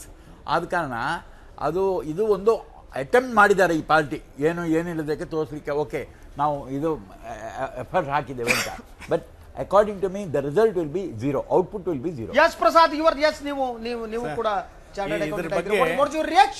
ಇದ್ರ ಬಗ್ಗೆ political funding ಈ ಸರಿ individual HFO forms contribution ಮಾಡಿದ್ರೆ 100% exemption ಇದೆ, contribution ಬರ್ಬೋದು. But ನಾವು election commission ಒಂದು ಒಳ್ಳೆ ರೀತಿಯಿಂದ ರೈಟ್ ವೇನಲ್ಲಿ ಇದು ಕಟಲ್ ಮಾಡಿ ಒಂದು ಕಾನೂನು ತರ್ತಾ ಇದ್ದಾರೆ. ಬಟ್ ಇವಾಗ ಸ್ಟೇಟ್ ಎಲೆಕ್ಷನ್ ಮ್ಯಾನಿಫೆಸ್ಟೋ ಎಲ್ಲ ಕಡೆ ನೋಡಿದ್ರೆ, ಒಂದು ನಾನು ವೆಹಿಕಲ್ ಕೊಡ್ತೀನಿ, ಒಂದು ಓವನ್ ಕೊಡ್ತೀನಿ, ಒಂದು ಗ್ರೈಂಡರ್ ಕೊಡ್ತೀನಿ, ಅದು ಸ್ಟಾಪ್ ಮಾಡಬೇಕು. ಯಾಕಂದ್ರೆ ಅದು ಸ್ಟಾಪ್ ಮಾಡಲಿಲ್ಲ ಅಂದ್ರೆ ಎಲ್ಲಿಂದ ದುಡ್ಡು ಬರುತ್ತೆ? ಅದರಿಂದ ರಿಫಾರ್ಮ್ ಅಂತ ಹೇಳಕ್ಕಾಗಲ್ಲ. ಇಲ್ಲ sir, first sir election reform funding ಬರಲಿ, ಇದು ಇರಲಿ, ಫಂಡಿಂಗ್ ಬೇಕೇ ಬೇಕು. ಬಿಕಾಸ್ ದಟ್ ಕಂಟೆಸ್ಟ್ ಅಂದ್ರೆ ಇದು ಎಕ್ಸ್ಪೆನ್ಸಿವ್ ಇರ್ತದೆ. ಈ ಫಸ್ಟ್ ಬಡ್ಜೆಟ್ ಸುಪ್ರೀಂ ಕೋರ್ಟ್ ಬಂದು ಈ ಸ್ಟೇಟ್ ಎಲೆಕ್ಷನ್ಸ್ ಇರ್ತದೆ ನೋಡ್ರಿ, ಮ್ಯಾನಿಫೆಸ್ಟೋ, ನಾನು ಇದು ಕೊಡ್ತೀನಿ, ಅದು ಕೊಡ್ತೀನಿ, ಇದು ಕೊಡ್ತೀನಿ, ಎಲ್ಲ ಎಲ್ಲಿಂದ ಕೊಡ್ತಾರೆ ಅವರು? ಇಲ್ಲ ಕಾಮನ್ ಜನರಿಂದ. ಇನ್ನೊಂದು ಆಕ್ಚುಲಿ ಅದನ್ನು ಜನರಿಗೆ ಅವ್ರು ಹೇಳ್ತಾರೆ 3.2 crores ಓನ್ಲಿ ಇನ್ಕಮ್ ಟ್ಯಾಕ್ಸ್ ಕಟ್ತೀನಿ ಅಂತಾರೆ. ತಪ್ಪದು. 125 ಕೋಟಿ ಪಾಪ್ಯುಲೇಷನ್ ಇಂಡೈರೆಕ್ಟ್ ಟ್ಯಾಕ್ಸ್ ತುಂಬ್ತಾ ಇದ್ದಾರೆ. ಇನ್ಕಮ್ ಟ್ಯಾಕ್ಸ್ ಅಬಾಲಿಷ್ ಮಾಡಬೇಕು. ಇವಾಗ GST ಬಂದ್ಮೇಲೆ 18% ಬಂದ್ರೆ ಇನ್ಕಮ್ ಟ್ಯಾಕ್ಸ್ ಸಂಬಂಧನೇ ಇಲ್ಲ. 125 ಕೋಟಿನೂ ಇದೆ. ಮಾತಾಡ್ತಿದ್ರೆ ನಾವು 3.2 ಟ್ಯಾಕ್ಸ್ ಎಲ್ಲರೂ ಕೊಡ್ತೀವಿ, ಮತ್ತೆ ಅದು ಮಾತಾಡೋದೇ ಇಲ್ಲ.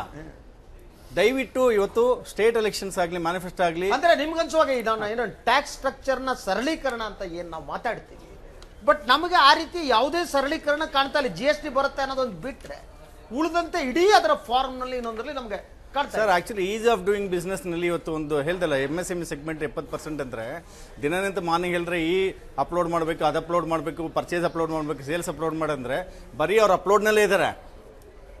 ರಾತ್ರಿ ಎಲ್ಲ ನಿದ್ದೆ ಮಾಡಿದ್ರೆ ಅಪ್ಲೋಡೇ ಬರುತ್ತೆ. ಬಟ್ ಆಕ್ಚುಲಿ ಎಲ್ಲಿ ಅವ್ರಿಗೆ ಸಹಕಾರ ಅಲ್ಲ ಶಶಿಧರ್ ಭಟ್ರೆ, ಅವರು ಒಂದು ಕಡೆ ಮ್ಯಾನಿಫೆಸ್ಟೋ ಬಗ್ಗೆ ಪ್ರಸ್ತಾಪ ಮಾಡಿದ್ರು, ಇನ್ನೊಂದು ಕಡೆ ಫಂಡಿಂಗ್ ಬಗ್ಗೆನೂ ಸಹ ಪ್ರಸ್ತಾಪ ಮಾಡಿದ್ರು. ಬಹುಶಃ ನನಗೆ ಅನ್ನಿಸ್ತಕ್ಕಂಥದ್ದು I think this is sir ಒಂದ್ ನಿಮಿಷ, ನಾನು ಸುಧಾಕರ್ ಶೆಟ್ಟರ್ ಹತ್ರ ಮಾತಾಡೋಕ್ಕಿಂತ ಮುಂದೆ FKCC ಅಧ್ಯಕ್ಷರು ಲೈವ್ ನಲ್ಲಿ ಇದ್ದಾರೆ. ಎಸ್, ಅವರನ್ನ ದಿನೇಶ್ ಅವ್ರನ್ನ ಫಸ್ಟ್ ರಿಯಾಕ್ಷನ್ ತಗೊಂಡ ನಂತರ ನಾನು ಸುಧಾಕರ್ ಶೆಟ್ಟರ್ ಹತ್ರ ಹೋಗ್ತೀನಿ. ಎಸ್, ನಮಸ್ಕಾರ. ನಮಸ್ಕಾರ ದಿನೇಶ್ ಅವರೇ, ನನ್ನ ಧ್ವನಿ ಕೇಳ್ತಾ ಇದೆ ತಮ್ಗೆ? ಅವ್ರ ಧ್ವನಿ ಕೇಳ್ತಾ ಇದೆ. ಕೇಳಿಸಿದೆ ಭಟ್ರು, ಹೇಳಿ. ನಮಸ್ಕಾರ. ನಮಸ್ಕಾರ, ಹೇಳಿ. ಫಸ್ಟ್ ಏನು ನಿಮ್ಮ ಈ ಬಜೆಟ್ ಬಗ್ಗೆ ತಮ್ಮ ಮೊದಲ ರಿಯಾಕ್ಷನ್, ವೆದರ್ ಇಸ್ ಇಂಡಸ್ಟ್ರಿಗಳಿಗೆ ಏನಕ್ಕೆ ಫೇವರೇಬಲ್ ಆಗಿದೆಯೋ ಇಲ್ವೋ? Very, very favorable, very interesting budget. At least there is a focus on the startups and MSMEs ಇದೆ, ಕ್ಲಿಯರ್ ಆಗಿದೆ. ಬಟ್ ಒಂದು ದಿನೇಶ್ ಅವರೇ, ಒಟ್ಟಾರೆಯಾಗಿ ಏನು ಅವರ ಆದ್ಯತಾ ವಲಯ ಇತ್ತು ಅದು ಬಹಳ ಸ್ಪಷ್ಟ ಇತ್ತು. ಏನು 4ನೇ ಬಜೆಟ್ ಅನ್ನು ಅರುಣ್ ಜೇಟ್ಲಿ ಅವರನ್ನು ಮಂಡಿಸಿದ್ದಾರೆ. 3 ಬಜೆಟ್ಗೂ ಈ ಬಜೆಟ್ಗೂ ಹಲವು ವ್ಯತ್ಯಾಸ. ಇದ್ರಲ್ಲಿ ಒಂಥರ ನಾವು ಈ ಕಡೆ ರೂರಲ್ ಇಂಡಿಯಾ ಕಡೆನೂ ನೋಡಬೇಕು, ಈ ಕಡೆ ಇಂಡಸ್ಟ್ರಿ ಕಡೆನೂ ನೋಡಬೇಕು ಅನ್ನೋ ಗೊಂದಲ ಕಾಣುತ್ತೆ. ಅದರಿಂದ ಕ್ಲಾರಿಟಿ ಇಲ್ಲ ಅಂತ.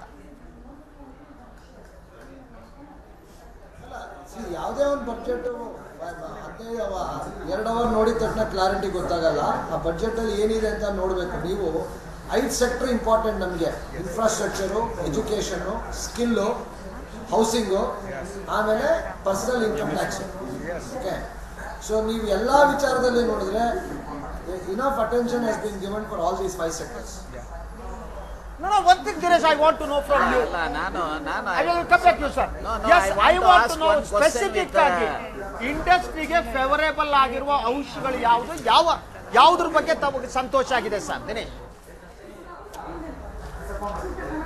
ಒಂದು 50 ಕೋಟಿ ಒಳಗಿರೋ ಟರ್ನ್ ಓವರ್ ಅಲ್ಲಿ 30% ಟ್ಯಾಕ್ಸ್ ನಾವು ಹೇಗೆ ಕಟ್ತಾ ಇದ್ವಿ ಲಾರ್ಜ್ ಇಂಡಸ್ಟ್ರಿಗಳ ಜೊತೆ, ಅದನ್ನ 5% ಕಮ್ಮಿ ಮಾಡಿದ್ದಾರೆ.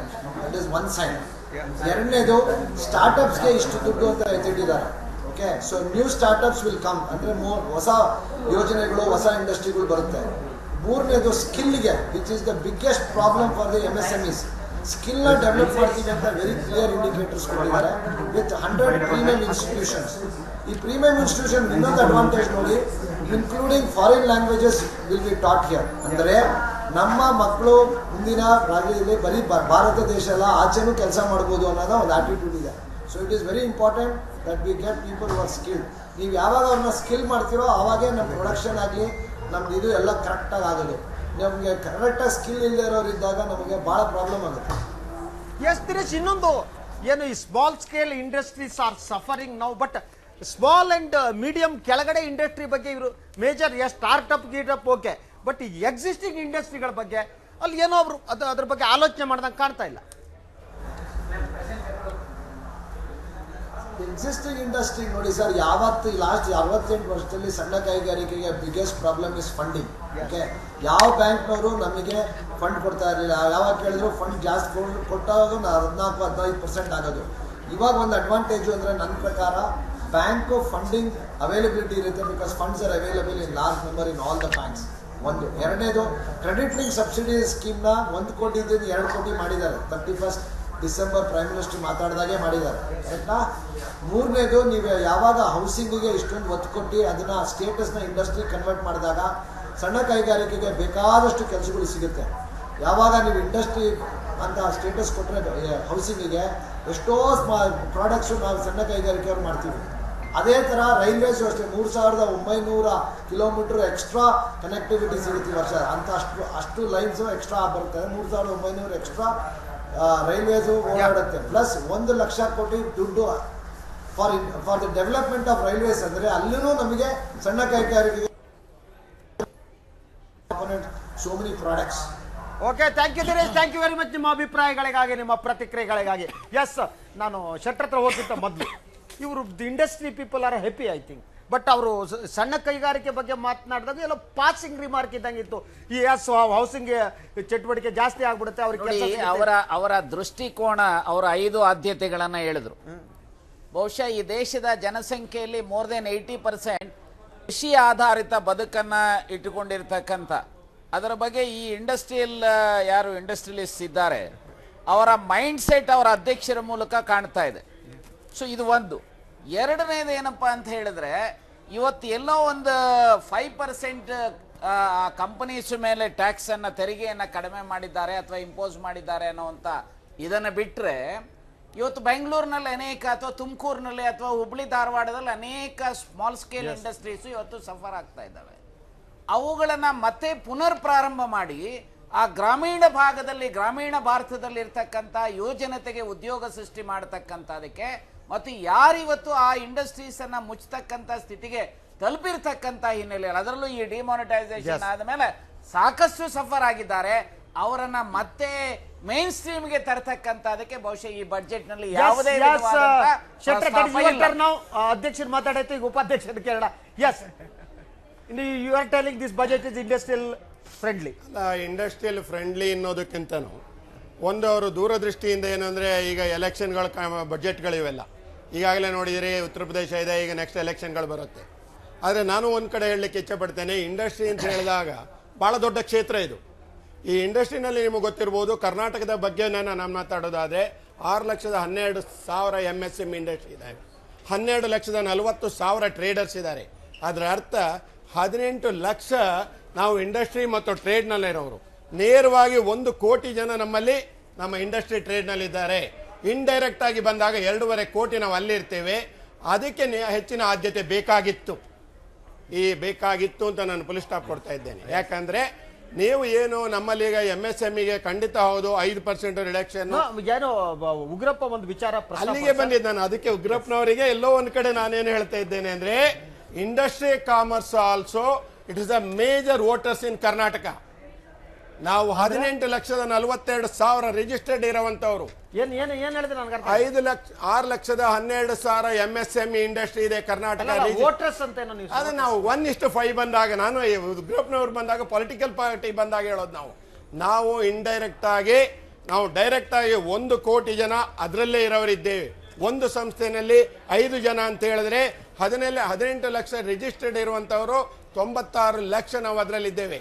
ಇಂಡೈರೆಕ್ಟ್ ನಮ್ಮ ಕೆಲಸಗಾರರು ಬಂದಾಗ 2.5 ಕೋಟಿ ಜನವರಿಗೆ ಇರುವಂತವ್ರು. ಅದನ್ನ ಯಾವುದೇ ಸರ್ಕಾರ ಬಂದ್ರೇನು, ನೀವು ಬಂಡವಾಳ ಶಾಹಿಗಳಿಗೆ ಸಪೋರ್ಟ್ ಮಾಡ್ತಿರುವಂತಹದ್ದು 100 ಎಕರೆ 200 ಎಕರೆ ಬಂಡವಾಳ ಶಾಹಿಗಳಂತ ಹೇಳ್ಬಹುದು. ನಾವು ದೈನಂದಿನ ಚಟುವಟಿಕೆ ಮಾಡುವಂತ MSME ಅವರು ನಾವು. ನನ್ನ ಸ್ನೇಹಿತರಿಗೆ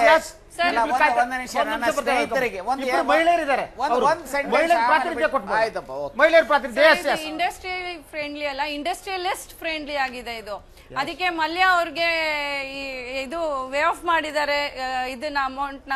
ಆಮೇಲೆ ಇದು ಸ್ಮಾಲ್ ಸ್ಕೇಲ್ ಇಂಡಸ್ಟ್ರಿ ಫಾರ್ಮರ್ಸ್ ನ ಕಾನ್ಸಂಟ್ರೇಟ್ ಮಾಡೋ ಬದಲು ಬರೀ ಇಂಡಸ್ಟ್ರಿಯಲಿಸ್ಟ್ ನ ಕಾನ್ಸಂಟ್ರೇಟ್ ಮಾಡ್ತಾ ಇದ್ದಾರೆ. ಅದಕ್ಕೆ ಜಿಯೋ ಡೆವಲಪ್ಮೆಂಟ್ ಆಗ್ತಾ ಇದೆ ಇವಾಗ ಸರ್. ಅದೇ ಜಿಯೋ ಬದಲು ಗವರ್ಮೆಂಟ್ ಸ್ಕೀಮ್ಸ್ ನಲ್ಲಿ ಗವರ್ಮೆಂಟ್ ಇದ್ರೆ allocation strategy you will understand better.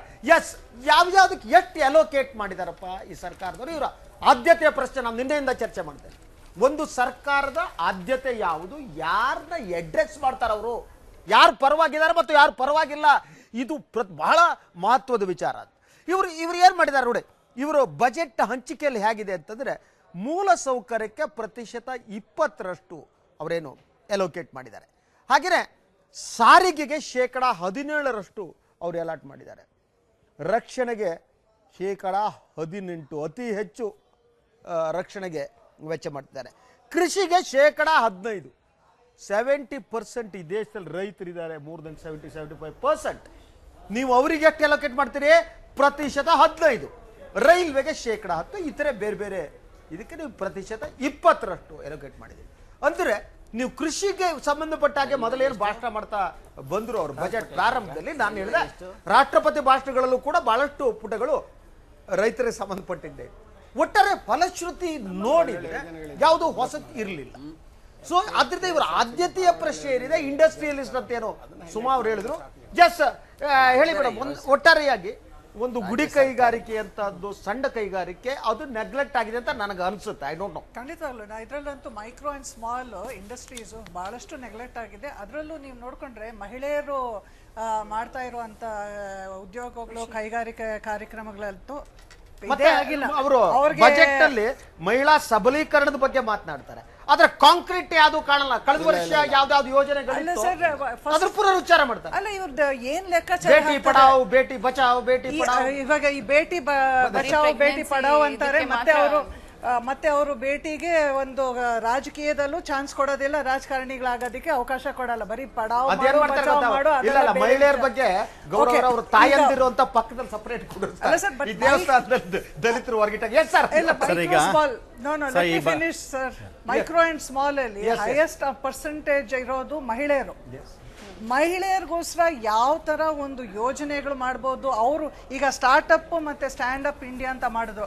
47.5% ಕಡಿಮೆ ಆಗಿದೆ ಹೋದ ವರ್ಷಕ್ಕೆ ಫಂಡಿಂಗು, ಈ ವರ್ಷಕ್ಕೆ ಫಂಡಿಂಗು. ಸುಮ್ಮನೆ ಸ್ಟಾರ್ಟ್ಅಪ್ ಏನೆಲ್ಲ ಅನೌನ್ಸ್ಮೆಂಟ್ ಮಾಡಿಬಿಡ್ತಾರೆ, ಅದನ್ನ ಆ ಕಾರ್ಯಕ್ರಮಗಳು ಹಮ್ಕೊಳ್ಳುವಾಗ ಅದನ್ನ ಮಾನಿಟರಿಂಗ್ ಪ್ರಾಸೆಸ್ ಇಲ್ಲ, ಬಜೆಟ್ ನಲ್ಲಿ ಒಂದು ಮಹಿಳೆಯರಿಗೆ ಸಂಬಂಧಪಟ್ಟಾಗೆ ಹೆಚ್ಚಿನ ಒತ್ತು ನೀಡಲಾಗಲ್ಲ ಅಂತ. ಇವಾಗ ಏನು ಇದು ಕೇಂದ್ರ ಮಹಿಳಾ ಶಕ್ತಿ ಕೇಂದ್ರ ಅಂತೆ, ಒಂದು 500 ಕೋಟಿನಂತೆ. ಬಟ್ ಅದನ್ನ ನೀವು ತಗೊಂಡ್ರೆ 1,000 ರೂಪಾಯಿ ಪರ್ ಮಹಿಳಾ ಅಂತ ಹಾಕೊಂಡ್ರೇನು 1 ಲಕ್ಷ ಮಹಿಳೆಗೆ ಹೋಗ್ಬಹುದು. What about across the country? Sir, ಈಗ ಈ ಬಜೆಟ್ ಬಗ್ಗೆ ಮಾತಾಡಬೇಕಂದ್ರೆ ಈ ಅರವಿಂದ್ ಸುಬ್ರಹ್ಮಣ್ಯಂ ಒಂದು ಸ್ಟೇಟ್ಮೆಂಟ್ ಕೊಟ್ಟರು, 90ಇಂದ 2061 ಗ್ಲೋಬಲೈಸೇಷನ್ ಅಂತ. ಈಗ ರೀಗ್ಲೋಬಲೈಸೇಷನ್ ಅಂದರೆ make in India, manufacturing India. ಇವತ್ತು $340 billion we spending for technical items, all Nokia and other thing. ಈ ಒಂದು MSME ಸೆಗ್ಮೆಂಟ್ ಯಾವಾಗ ಉದ್ಧಾರಕ್ಕೆ ಆಗುತ್ತೆ ಅಂತ ಕಂಪ್ಲೀಟ್ ಅಂದರೆ ಬರೀ ಮ್ಯಾನುಫ್ಯಾಕ್ಚರಿಂಗ್ ಸೆಕ್ಟರ್ ಎವ್ರಿಥಿಂಗ್ ಬಂದರೆ ಅಗ್ರಿಕಲ್ಚರ್ ಈಸ್ ಪ್ರೈಮರಿ ಫೋಕಸ್ ಬೇಕೇ ಬೇಕು. ಸದಾ ಲೈಕ್ ಆಕ್ಸಿಜನ್ ಅವ್ರನ್ನ ಬಿಡೋಕ್ಕಾಗಲ್ಲ. ಈ MSME segment 11 crores population employment ಕೊಡಬೇಕು. ಎಂಪ್ಲಾಯ್ಮೆಂಟ್ ಜನರೇಷನ್ ಆಗಬೇಕಂದ್ರೆ MSME ಸೆಗ್ಮೆಂಟ್ ಆಲ್ಸೋ ಅಷ್ಟು ಗ್ರೋ. ಇವತ್ತು ಸರ್ ಒಂದೇ ಸರ್, ಇವತ್ತು ಮೇಕ್ ಇನ್ ಇಂಡಿಯಾ ಸರ್, ಇವತ್ತು ಡಿಫೆನ್ಸ್ ಸೆಗ್ಮೆಂಟು ಇದು ಮಾಡಿದ್ದಾರೆ, ಏನೋ ಪ್ರೈವೇಟ್ ಅದನ್ನು ಮ್ಯಾನುಫ್ಯಾಕ್ಚರಿಂಗ್ ಇಂಡಿಯಾ ಅಂತ. ಇದರಿಂದ ಎಫೆಕ್ಟ್ ಅಂದರೆ ಇವಾಗ ಇನ್ನೂ ಲಾಸ್ಟ್ ಇಯರ್ ಅನೌನ್ಸ್ ಮಾಡಿದ್ದು, ನಾವೆಲ್ಲ ಜೊತೆ ಕೊಡಿಸ್ಬೇಕು. ಇವಾಗ ಅವ್ರು ಹೇಳ್ದಂಗೆ ಇವನ್ ಕ್ರೆಡಿಟ್ ಲಿಮಿಟ್ ಮುದ್ರಾ ಆಗಲಿ 2 crores ಗ್ಯಾರಂಟಿ ಆಗಲಿ ಎಲ್ಲ ಮಾಡ್ತಾ ಇದ್ದಾರೆ.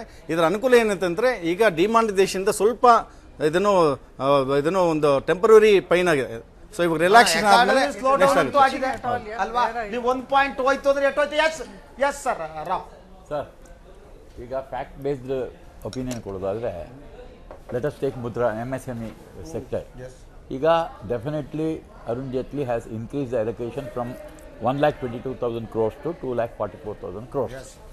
See, at the policy level, according to me, the government is doing its job. What job? What job? Sir, what is the policy? What is the role of the government to formulate policies? But I have been maintaining between policy and the implementation issues are there in India. Take any sector. See, policies are good. Even under the Congress government, policies are good. Let me tell you. Congress government.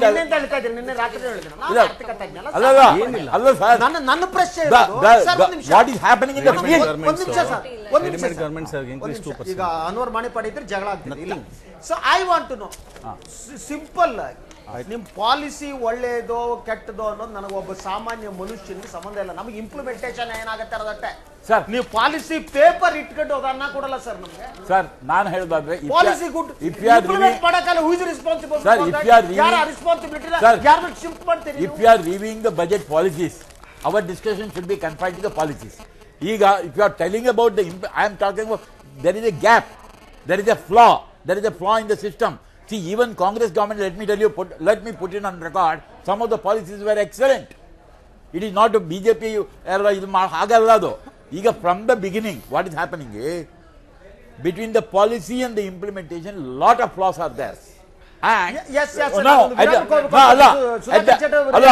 FKCCI sir, ನಾನು ಹೇಳ್ತೇನೆ, at the field level I have experienced. I am telling all the Reserve Bank is there. Between the policy and the implementation, Reserve Bank should take the responsibility. ಅವರು ಏನ್ ಮಾಡ್ತಾರೆ? Reserve bank confidence ತಗೊಳ್ಳಲ್ಲ. 7ನೇ ತಾರೀಕು ಹೋಗ್ಬಿಟ್ಟು 8ನೇ ತಾರೀಕು ಅಲ್ಲಲ್ಲ, ಅವ್ರು ಏನ್ ಮಾಡ್ತಾರೆ?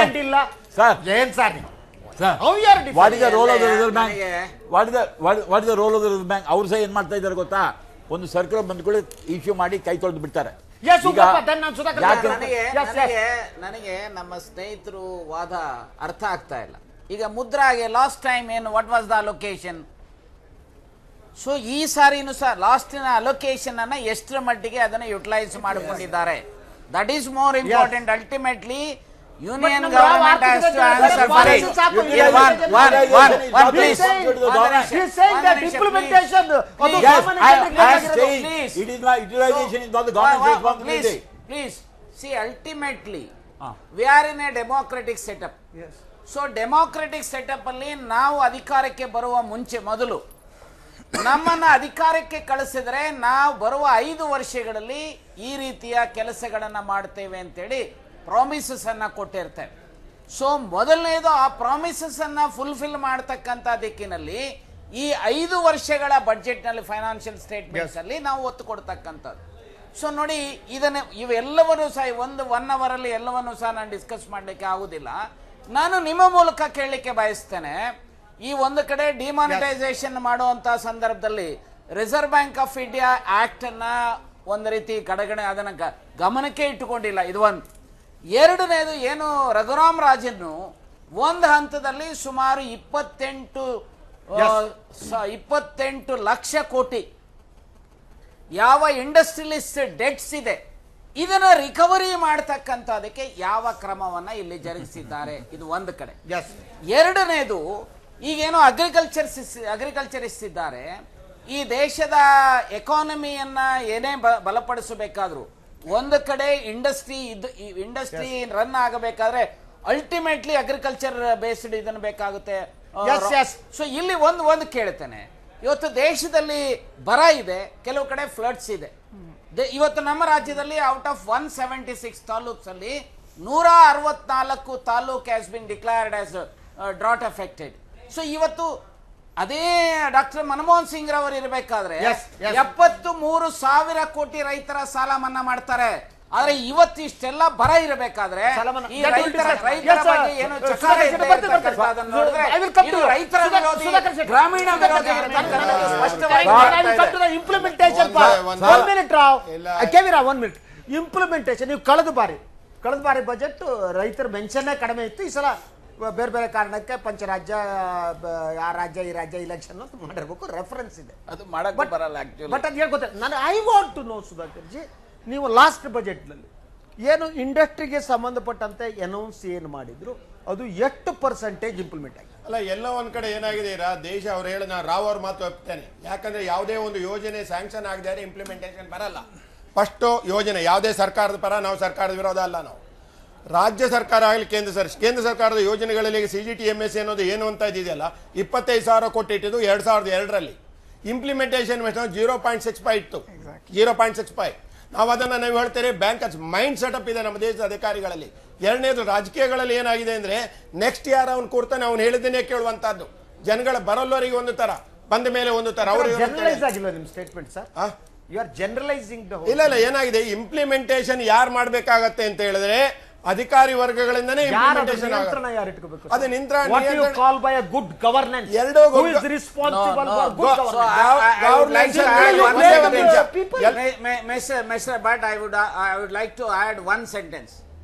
ಅದಾನಿ ಅವರಿಗೆ 2,000 ಕೋಟಿ ಫ್ಲೈಟ್ ಅಲ್ಲಿ ಯಾರ್ರೀ ಸ್ಯಾಂಕ್ಷನ್ ಮಾಡಿಸ್ಕೊಟ್ಟಿದ್ದು? ಸೇಮ್ ಟ್ರೀಟ್ಮೆಂಟ್ ಅನ್ನ ಇಲ್ಲಿ ಕಾಮನ್ ಮ್ಯಾನ್ಗೆ ಆಗುತ್ತಾ? ಕಾಮನ್ ಯಾವ ಒಂದು ಸ್ಮಾಲ್ ಸ್ಕೇಲ್ ಅಲ್ಟಿಮೇಟ್ಲಿ ಇಂಪ್ಲಿಮೆಂಟ್ ಮಾಡ್ತಕ್ಕಂಥದ್ದು, ultimately that is the responsibility of the rulers who are in power. ಈಗ ಮೊದಲು ನಾನು MSMEಗೆ ಇಟ್ಟಿರುವಂತ ಬಜೆಟ್ ಬಗ್ಗೆ ಮಾತಾಡ್ತೇನೆ. ಯಾಕಂದ್ರೆ ಈ ಸರಿ ಕೇಂದ್ರ ಸರ್ಕಾರದ ಬಜೆಟ್ ನಾನು ಈಗ ತಾನೇ ಬಂದು ಜಾಯ್ನ್ ಆಗಿದ್ದೇನೆ. ಏನು MSME ಮೇಲೆ 5% ಕಮ್ಮಿ ಆದ್ಕೊಳ್ಳಿ MSME ಉದ್ಧಾರ ಆಗೋದಿಲ್ಲ, ಸಾಧ್ಯನೇ ಇಲ್ಲ. ಆಗ್ಲಿಕ್ಕೆ ಸಾಧ್ಯನೇ ಇಲ್ಲ. ನಾವೇನು ಯೋಚನೆ ಮಾಡಿದ್ದು, ಆಸ್ ಎ ನಾನು ಇಂಡಿವಿಜುವಲ್, ನಾನೊಬ್ಬ ಇಂಡಸ್ಟ್ರಿಯಲಿಸ್ಟು, ನಾನು ಒಬ್ಬ ರೈತ, ನಾನು ಒಬ್ಬ ಡೆವಲಪರ್ ಇದ್ದೇನೆ. ಅಲ್ಲಿ ಏನು ಯೋಚನೆ ಮಾಡ್ತೇನೆ ಅಂತ ಹೇಳಿದ್ರೆ, ನಾವು MSMEಗೆ ಯೋಚನೆ ಮಾಡಿದ್ದು, ನಾವು ಬ್ಯಾಂಕಿಂಗ್ ರೇಟ್ ಆಫ್ ಇಂಟ್ರೆಸ್ಟ್ ಕಮ್ಮಿ ಬರುತ್ತೆ ಅಂತ ಯೋಚನೆ ಮಾಡಿದ್ದೆ ನಾನು. Jaitley also told that it will come down. ಇದುವರೆಗೆ ಕ್ಲಿಯರ್ ಆಗಿಲ್ಲ. Interest rate will come down because of the demonetisation. Demonetisation ಆಗಿ ಏನಾಗಿದೆ ಅಂತ ಹೇಳಿದ್ರೆ ಎಂಟೈರ್ ಇಂಡಸ್ಟ್ರಿ ಸೆಕ್ಟರ್ ನೀವು 39% ಫೈಲ್ ಆಗ್ಬಿಟ್ಟಿದೆ ಈಗಾಗಲೇ. ದೇಶದ ಒಂದು ಆರ್ಥಿಕ ಸ್ಥಿತಿನೇ ಮೇಲೆ ಕೆಳಗಾಗೋ ಪರಿಸ್ಥಿತಿ ಇದೆ. ಎಲ್ಲ ಒಂದ್ ಕಡೆ ನಾವು ಹೇಳ್ತಿದ್ದೀವಿ, ಏನು ಎಲ್ಲದೂ ಆದ್ರೆ ಏನು ಪೇಪರ್ನಲ್ಲಿ ಬಂದ್ಕೊಳ್ಳಿ ಸರಿ ಆಗತ್ತೆ ಅಂತೇಳಿ. ನೀವು ಜಾಬ್ ಕ್ರಿಯೇಟ್ ಆಗಿ ಜಾಬ್ ಅವನಿಗೆ ಕೊಟ್ಟಾಗ ಮಾತ್ರ ಕ್ರಿಯೇಟ್ ಆಗೋದು, ಅದು ಅಲ್ಲವರಿಗೆ ಆಗೋದಿಲ್ಲ. ಜಾಬ್ ಕ್ರಿಯೇಷನ್ ಡೌನ್ ಆಗ್ತಾ ಇದೆ. ಬ್ರದರ್ ನನಗೆ ಅರ್ಥ ಆಗ್ತಾ ಇಲ್ಲ. ನಮ್ಮ ಪಾಪ ಇಂಡಸ್ಟ್ರಿಯಲಿಸ್ಟ್ ಫ್ರೆಂಡ್ಸು ಬಹಳ ಪ್ರೋ ಇಂಡಸ್ಟ್ರಿ ಇದೆ ಅಂತೇಳಿ. ನಾನು ಮೊನ್ನೆ ಬಳ್ಳಾರಿಗೆ ಹೋಗಿದ್ದೆ, ನಾನು ಮುಖ್ಯಮಂತ್ರಿಗಳು ಇದರಲ್ಲಿ. ಅಲ್ಲಿ ಈ ಜೀನ್ಸ್ ಬಟ್ಟೆಗಳು ಮ್ಯಾನುಫ್ಯಾಕ್ಚರ್ ಮಾಡ್ತಾರಲ್ಲ, ಅಲ್ಲಿ more than 70% of the industries jeans ಇವತ್ತು ಕ್ಲೋಸ್ ಆಗಿದೆ.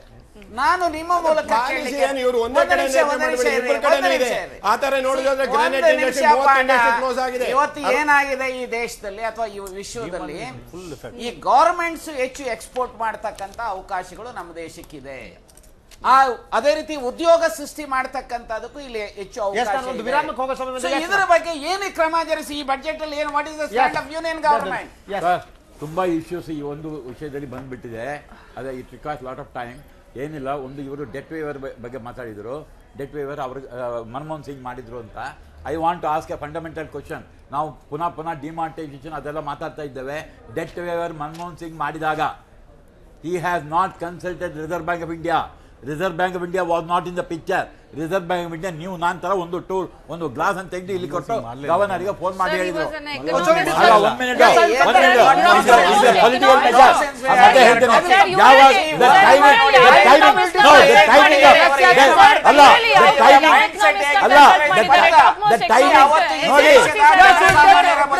ನಾನು ಹೇಳ್ತೇನೆ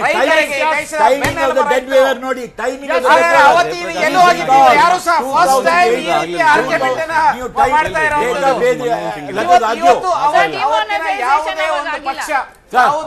ಇವರು ಸಹ ಈ ಪಾಯಿಂಟ್ ಅನ್ನ ಹೇಳಿದೆ ಇರ್ತಕ್ಕಂಥದ್ದು.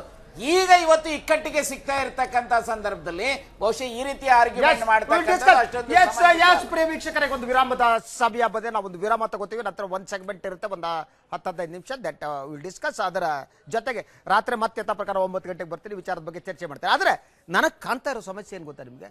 ಒಂದು ಗ್ರಾಮಾಂತರ ಪ್ರದೇಶದ ಸಾಮಾನ್ಯ ಜನರಿಗೆ ಇಂಡಸ್ಟ್ರಿಯಲಿಸ್ಟ್ ಅಂದರೆ ಏನೋ ದೂರದವರು ಅಂತ ಒಂದು ಗ್ಯಾಪ್ ಇದೆ. ಬರ್ತೇನೆ. ಇಂಡಸ್ಟ್ರಿಯಲಿಸ್ಟ್ಗಳಿಗೆ ನನಗೆ ಬಹಳಷ್ಟು ಜನರಿಗೆ ಅವರು ರೈತ ಹಿನ್ನೆಲೆಯಿಂದ ಬಂದರೂ ಕೂಡ ಗ್ರಾಮೀಣ ಆರ್ಥಿಕತೆಯ ಬಗ್ಗೆ ಅವರಿಗೆ ಯಾವ ಚಿಂತನೆಗಳಿವೆ, ಎಷ್ಟರ ಮಟ್ಟಿಗೆ ಕಳಕಳಿ ಇದೆ ಅನ್ನೋದು ನನಗೆ ದೊಡ್ಡ ಪ್ರಶ್ನಾರ್ಥಕ ಚಿಹ್ನೆ ಆಗಿದೆ. ಅದರಿಂದ it's gap it has been created ನಾವು, whatever it may be, you agree or disagree. Yes, ಇದೆಲ್ಲದ ಬಗ್ಗೆ ಚರ್ಚೆ ಮಾಡೋಣ. ಇನ್ನೇನು ವಿರಾಮದ ನಂತರ ಒಂದು ಪ್ರಿಯ ವೀಕ್ಷಕರ ವಿರಾಮದ ನಂತರ ತಮಗೆಲ್ಲ ಸ್ವಾಗತ. ಎಸ್, ನಮ್ಮ ಇಡೀ ಚರ್ಚೆಯ ಕೊನೆಯ ಹಂತದಲ್ಲಿದ್ದೀವಿ. ಎಲ್ಲ ವಿಚಾರಗಳನ್ನ ಚರ್ಚೆ ಮಾಡೋಕ್ಕಾಗಿಲ್ಲ ನಮಗೆ, ಅದನ್ನು ಮತ್ತೆ ರಾತ್ರಿ ಚರ್ಚೆ ಮಾಡ್ತೀನಿ ಅಂತ ಹೇಳ್ತೀನಿ. ಆದರೆ ಈಗ ನಾನು ಫೈನಲ್ ಆಗಿ ಇವರೆಲ್ಲ ಒಂದು ಅಭಿಪ್ರಾಯ ತಗೋಬೇಕಲ್ವಾ? ಮೊದಲು ಮಹಿಳೆಯರಿಗೆ ಫಸ್ಟ್ ಚಾನ್ಸ್ ಕೊಟ್ಬಿಡ್ಬೇಕು ನಾವು, ಮಹಿಳಾ ಪರ. S, go it. ಸರ್, ಇದರಲ್ಲಿ 2-3 ವಿಷಯ ಹೇಳಬೇಕು ಅಂತಂದರೆ, ನಾವು ಇದು ರೂರಲ್ ಎಕಾನಮಿ ಬಗ್ಗೆ ಜಾಸ್ತಿ ಅವರು ಇದು ಕೊಟ್ಟಿಲ್ಲ, ಅಟೆನ್ಷನ್ ಕೊಟ್ಟಿಲ್ಲ. ಅಲ್ಲಿ ಯಾವ ಥರ ಇಂಡಸ್ಟ್ರೀಸ್ ತರ್ಬೋದಾಗಿತ್ತು, ಏನೇನೆಲ್ಲ ಮಾಡ್ಬೋದಾಗಿತ್ತು ಅದ್ರ ಬಗ್ಗೆ ಮಾಡಿಲ್ಲ. ಮಹಿಳೆಯರ ಬಗ್ಗೆ ಅಂತೂ ಖಂಡಿತವಾಗ್ಲೂ ಇಲ್ಲವೇ ಇಲ್ಲ ಇದರಲ್ಲಿ. ಮೈಕ್ರೋ ಆ್ಯಂಡ್ ಸ್ಮಾಲ್ ಕೃಷಿಯವ್ರ ಬಗ್ಗೆ 3 ಅವ್ರದ್ದು ಲೋನ್ ವೇವ್ ಔಟ್ ಮಾಡಬಹುದಾಗಿತ್ತು ಅಂತ ಮುಂಚೆನೆ ನಾನು ಹೇಳಿದೆ. ಇವಾಗಲೂ ಅದನ್ನೇ ಹೇಳೋದು. ದಟ್ ಕೂಡ ಸುಮಾ ಅನಿಲ್ ಕುಮಾರ್ ಸರ್, ಇಲ್ಲಿ ನಾನು ಅದನ್ನೇ ಹೇಳಕ್ ಬಯಸೋದು, ಬಜೆಟ್ ನ ಹರಿಬರಿಯಲ್ಲಿ ಮಾಡಿದ್ದಾರೆ. ಹೇಗೆ ಡಿಮಾನಿಟೈಸೇಷನ್ ನ ಹರಿಬರಿಯಲ್ಲಿ ಪ್ಲಾನ್ ಇಲ್ಲದೆ ಮಾಡಿದ್ದಾರೆ, ಹಾಗೆ ಬಜೆಟ್ ಮುಂದಕ್ಕೆ ಹಾಕಿ ಮುಂದೆ ಮಾಡೋ ಯೋಚನೆ ಮಾಡಿ ಇಂಟರ್ನ್ಯಾಷನಲ್ ಲೆವೆಲಲ್ಲೆಲ್ಲ ಯೋಚನೆ ಮಾಡಿ ಮಾಡೋ ಬದಲು ಅದನ್ನ ಮುಂದಕ್ಕೆ ಹಾಕೊಂಡು ಹರಿಬರಿಯಲ್ಲಿ ಮಾಡಿದ್ದಾರೆ, ಪ್ಲಾನ್ ಇಲ್ಲ. ಆಮೇಲೆ ಪ್ರೈವೇಟ್ ಸೆಕ್ಟರ್ಸ್ಗೆ, ಆಮೇಲೆ ಸಾಮಾನ್ಯ ಜನಕ್ಕೆ, ಕೃಷಿ ಜನಕ್ಕೆ ಅವರು ಆದ್ಯತೆ ಕೊಟ್ಟಿಲ್ಲ. ಇಂಡಸ್ಟ್ರಿಯಲಿಸ್ಟ್ಗೆ ಜಾಸ್ತಿ ಆದ್ಯತೆ ಕೊಟ್ಟಾಗಿದೆ. ಐಟಿ ಕೊಡ್ತಾ ಇದ್ದಾರೆ, ಬಟ್ ಐಟಿಗೂ ಎಫೆಕ್ಟ್ ಆಗುತ್ತೆ ಇನ್ ಮುಂದಕ್ಕೆ. ಸೊ ಇದು ಆಕ್ಚುಲಿ ವೆಲ್ ಪ್ಲಾನ್ಡ್, ಇದು ಅಂತ ನನ್ಗೆ ಅನ್ಸಲ್ಲ. ಪ್ರಸಾದ್ ಸರ್, ಈ ಬಡ್ಜೆಟ್ ನಲ್ಲಿ ಡಿಮಾನಿಟೈಸೇಷನ್ ಎಫೆಕ್ಟ್ ಆದ್ಮೇಲೆ ಎಲ್ಲ ಹಣ ಇವಾಗ ಬ್ಯಾಂಕಿಂಗ್ ಬಂದ್ರೆ, ಬ್ಯಾಂಕ್ನಲ್ಲಿ ಇಂಟ್ರೆಸ್ಟ್ ರೇಟ್ ಕಡಿಮೆ ಆದರೆ, ಗೌರ್ಮೆಂಟ್ ಎಕ್ಸ್ಪೆನ್ಸರ್ ಹೊರಗಡೆ ಬಂದರೆ, ಇನ್ಕ್ಲೂಸಿವ್ ಗ್ರೋತ್ ಎಲ್ಲ ಆಗಿ ಇಂಪ್ಲಿಮೆಂಟೇಷನ್ ಬ್ಯೂರೋಕ್ರಸಿ ಎಲ್ಲ ಕಂಪ್ಲೀಟ್ ಇಂಪ್ಲಿಮೆಂಟ್ ಮಾಡಿದ್ರೆ ಒಂದು ಸ್ವರಾಜ್ಯ ಅಟ್ಲೀಸ್ಟ್ 1 year ವೆಯ್ಟ್ ಮಾಡಬೇಕು. ನಮ್ಮ ಆರ್ಥಿಕತೆ ಏನಿದೆ ಡಿರೇಲ್ಡ್ ಆಗಿದೆ. ಐ ವಾಂಟ್ ಟು ನೋ, ಈ ಅಟ್ಲೀಸ್ಟ್ ಏನು ಸರ್ಕಾರ ಭರವಸೆ ಕೊಟ್ಟಿದೆ, ಯಾವ ನಮ್ಮ ಫೈನಾನ್ಸ್ ಮಿನಿಸ್ಟರ್ ಏನು ಭರವಸೆ ಕೊಟ್ಟಿದೆ, ಅವ್ರ ಪ್ರಕಾರ ಈ ವರ್ಷಾಂತ್ಯದ ಹೊತ್ತಿಗಾದರೂ ಒಂದು ಸ್ಟೆಬಿಲೈಸ್ ಆಗುತ್ತೆ ಎಕಾನಮಿ ಅನ್ಸುತ್ತಾ? ಅಟ್ಲೀಸ್ಟ್ ಈ ಕ್ಲೇಮ್ ಮಾಡ್ತಾರೆ 7.1% GDP ಸಾಧ್ಯ ಅಂತ. ಖಂಡಿತ ಹಾಗೆ ಆಗುತ್ತೆ ಸರ್, ಖಂಡಿತ ಆಗುತ್ತೆ. Okay, fine. ನಾವು ಪ್ರತಿಯೊಂದು ಸೆಕ್ಟರ್ ಡಿಸ್ಕಸ್ ಮಾಡುವಾಗ ಅಗೇನ್ ಅಂಡ್ ಅಗೇನ್ ಡಿಮಾನಿಟೈಸೇಷನ್ ಬಗ್ಗೆ ಮಾತಾಡ್ತಾ ಇದ್ದಾರೆ. ನೀವು ಒಂದು ಇಂಪಾರ್ಟೆಂಟ್ ಡೌಟ್ ಎಕ್ಸ್ಪ್ರೆಸ್ ಮಾಡಿದ್ದೀರಿ. ಈಗ 1 minute ಎಲ್ಲ ಸ್ಟ್ಯಾಬಿಲೈಸ್ ಆಗ್ತದ ಅಂತ. ಈಗ ಜನಸಾಮಾನ್ಯರಿಗೆ ಕೇಳಿ, ಮೊದಲು ATM we had a lot of problem. ಈಗ we can draw 10,000 rupees and restrictions have been restricted 1 week. Definitely I can tell you the ill effects of one minute let me complete ill effects of demonetization. ನನಗೊಂದು doubt. ಈಗ over all ಆಗಿ demonetisation ಮಾಡಿದ್ರೆ ಒಳ್ಳೆ ಉದ್ದೇಶ, ಯಾರು ಇದು ಮಾಡಿಲ್ಲ.